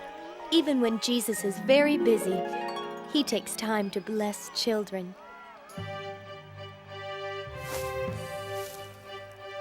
There was a beggar who had been blind all his life. Jesus touched him, and you know what happened? The blind man could see. And that's not all. I heard Jesus went to a wedding, and there wasn't enough wine. So he took barrels of water and turned them into wine.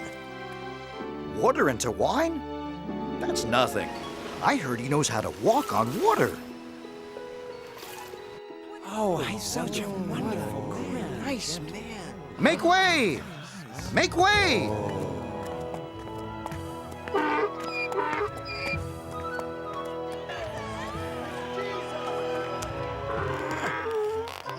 Come on, donkey.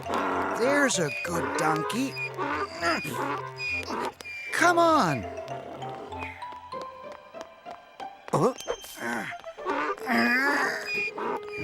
Good thinking, Andrew.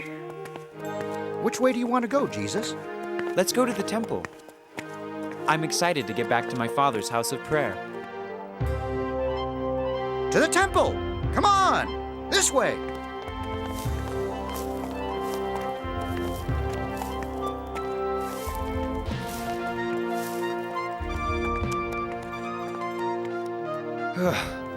It's been a busy morning. The temple will be quiet and peaceful.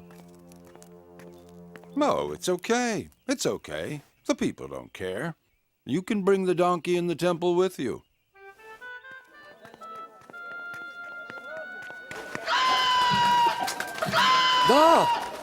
You said this was a place of worship.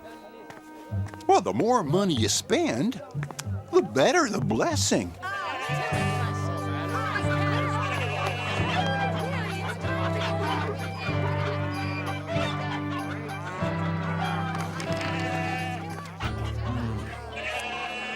This should be a house of prayer to honor God, not to make money.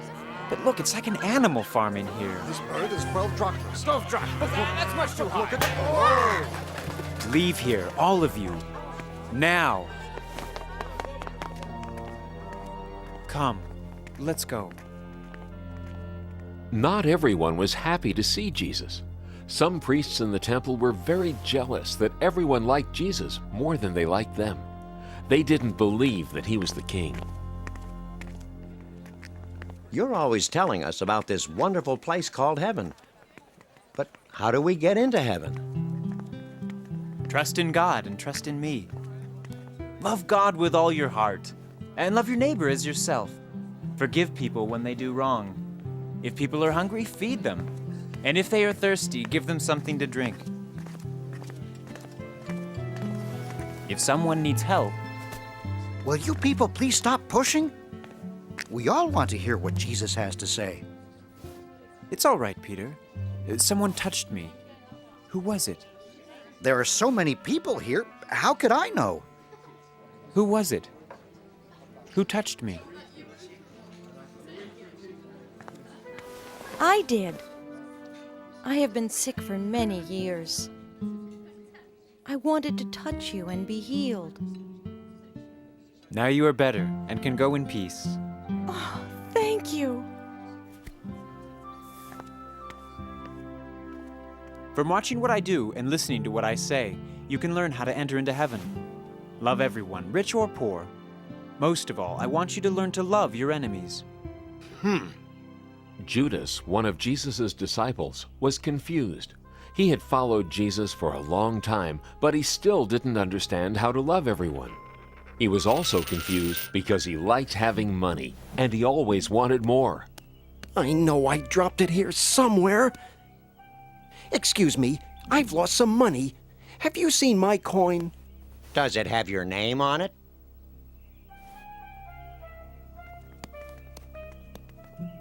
One day, Judas decided to do something bad. Do you want to know where you can find Jesus? Yes. Who are you? I'm one of his disciples, Judas. I can show you where he stays for a price. Yes, take us to him. He's causing us too much trouble. The people like him more than us now. We must stop him. What will you give me if I tell you where he is? How's this? 30 pieces of silver. Don't worry. No one will know what you've done. All right, it's a deal.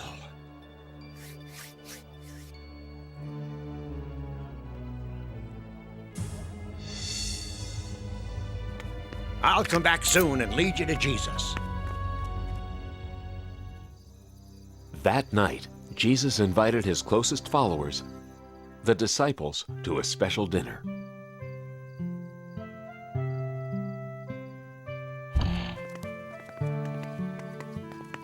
Hello, welcome, Peter and Andrew.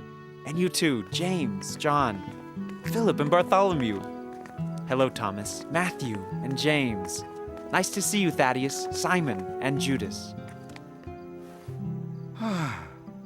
What a long, hot day. I'm tired. Oh, me too. And my feet are filthy from those dirty streets. I could sure use a bath. I know. Let's get a servant to wash our feet for us. Good idea.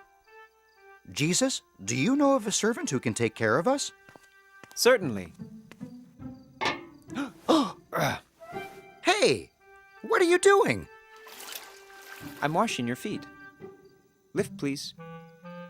But I didn't want you to do that. I wanted a servant to do it. You're too important, too powerful to kneel before me and wash my feet. Please, Peter. It's okay. I want to do this. And me too? And you, John. May I?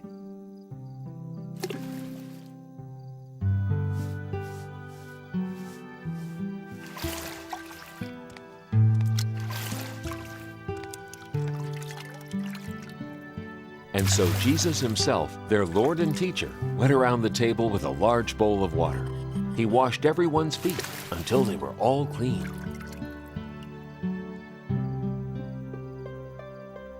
Even though I'm your Lord, I'm also your servant. I want to take care of you. And I want you to take care of others, too. Now listen to me. I have something very important to tell you tonight. Someone here is going to do something bad to me. Someone is going to betray my trust and love. Who? Who is it? Could it be me? Or me?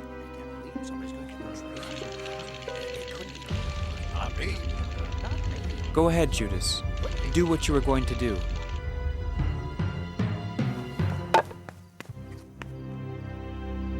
First, I will give thanks. We thank you, God our Father, because you give us bread to eat and wine to drink.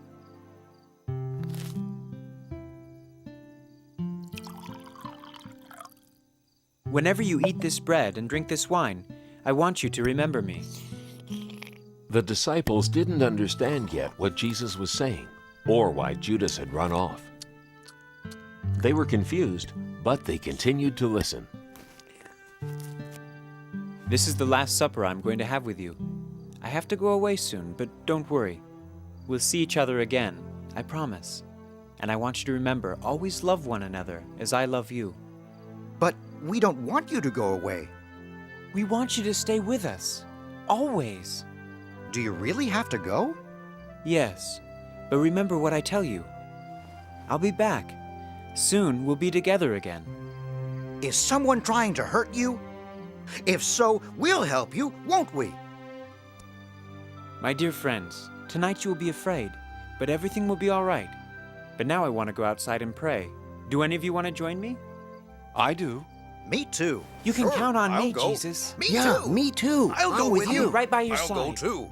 All right, then follow me.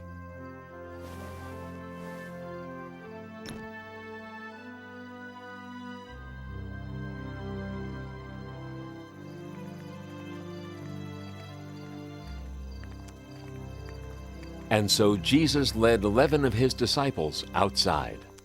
It was a beautiful starry night. They walked and walked until they got to a hill called the Mount of Olives. It was late, and the disciples were getting tired. I want to be alone for a few minutes. You'll wait here for me and keep watch, won't you? Of course we will. We'll be right here if you need us. That's right. You can count on us.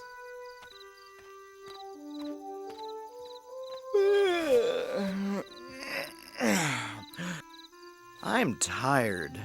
Me too. I know. Let's rest against these rocks and this tree.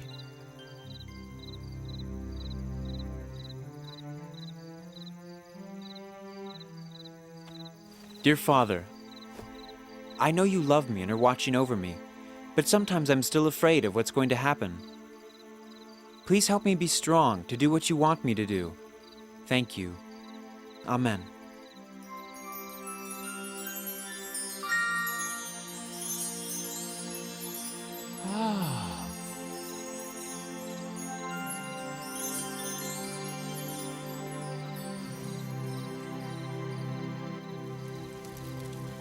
But back in the city of Jerusalem, Which way is he? Follow me.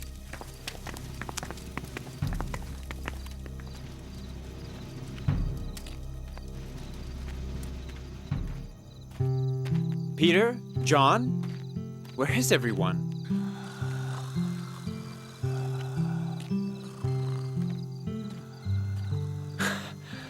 Sound asleep.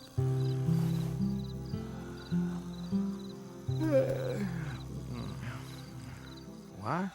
Oh, it's you. Where am I? What's going on? It's okay. It's time to wake up. Huh? What's going on? Hello, Jesus. Oh! Come on! We have to protect him.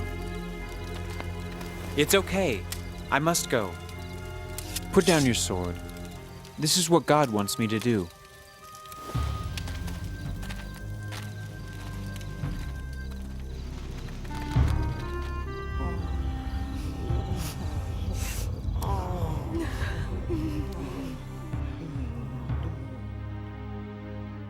following the orders of Pontius Pilate, the soldiers who carried Jesus away treated him as though he had broken the law. This was because there were some people who did not believe he was the Son of God.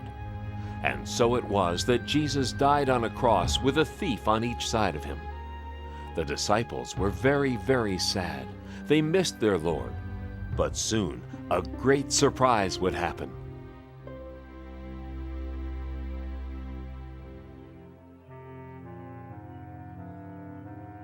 Some of the disciples took Jesus' body and cared for it. They brought him to a cave to be buried, as was the custom in those days. Then they put a big rock in front of the cave entrance, so no one else could get in.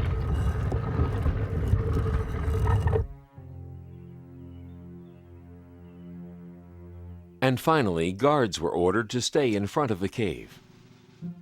2 full days and nights passed.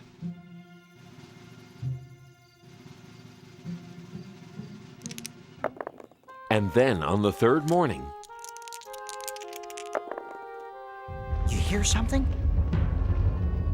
Yeah, what is that? Hey, what's going on around here? How is that stone moving all by itself? Look!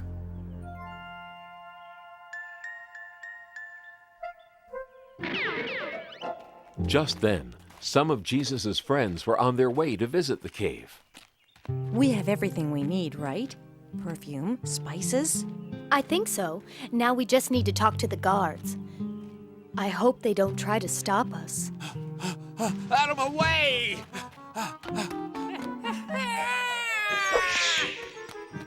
I wonder why they're running.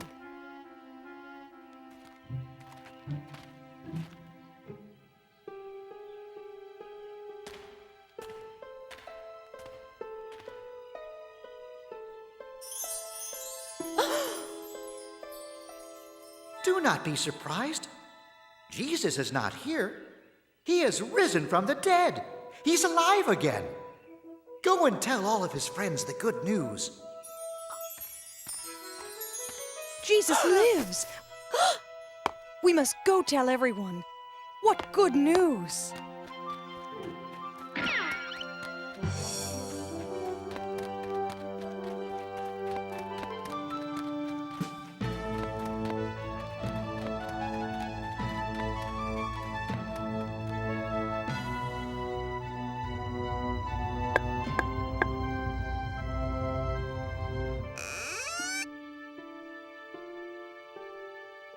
Peter, John, angels, it's unbelievable.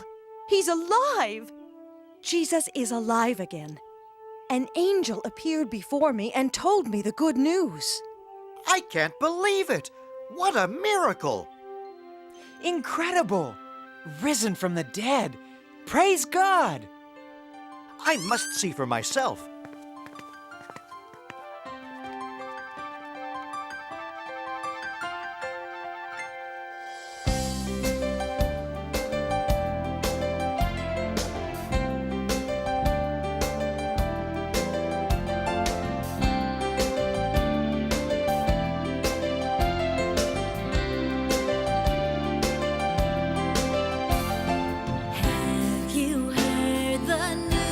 Today, the giant stone is rolled away.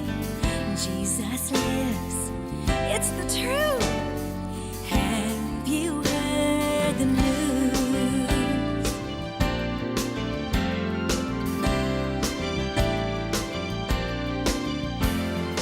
We have seen with our own eyes the friend we lost has come to life.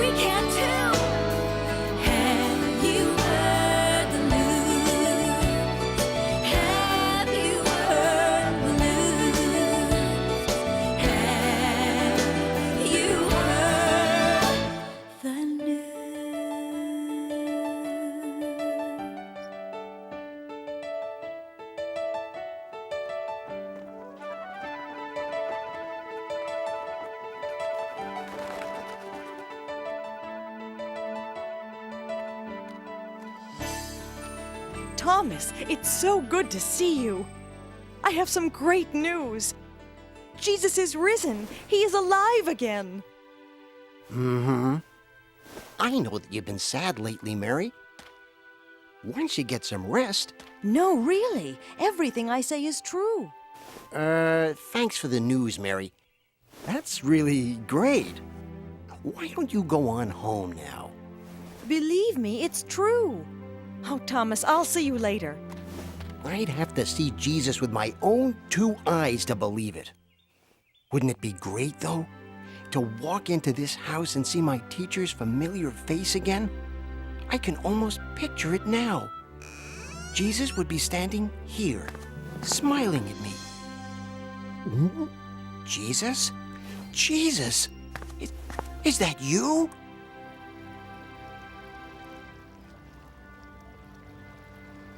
Now that Jesus is gone, we might as well fish. Are you ready with the net? Uh-huh. Come on, John. Okay.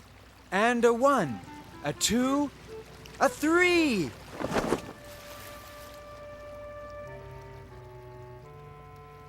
All right. Let's pull her back in. Pull! Pull! Pull! Oh, no. Not again. We haven't caught so much as a minnow. Let's try it again, I guess. A 1, a 2, up. Look! Who's that over there? Throw your net on the other side of your boat. What is that going to prove? Besides, we've already tried that. We already tried that. Try again.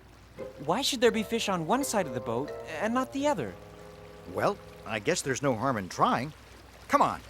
And a 1, a 2, a 3. Whoa! Whoa! Pull! Pull! Look at all these fish. Just look at them. But how can that be? How did he know that?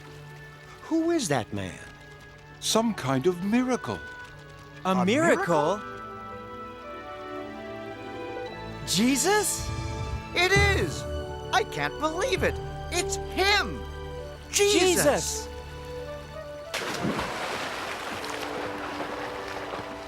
Quick, everybody, pull in the nets. Pull in the nets and let's get rowing.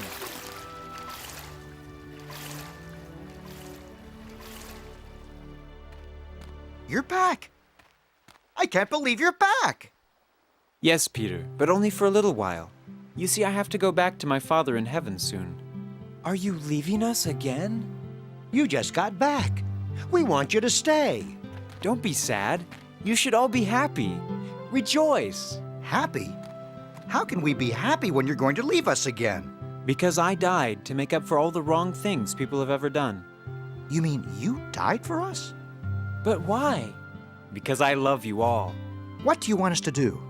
God wants you to be with Him in everything you do, and the way to do that is to love everyone, the way I love you. I'm going to make a place in heaven for you. Tell everyone you meet about me, and about what I have taught you, and always remember, I will be with you forever. We'll never forget you. We will tell everyone about your love. And the disciples never did forget. They went through villages and cities in many parts of the world, telling people about Jesus and the great things he had done.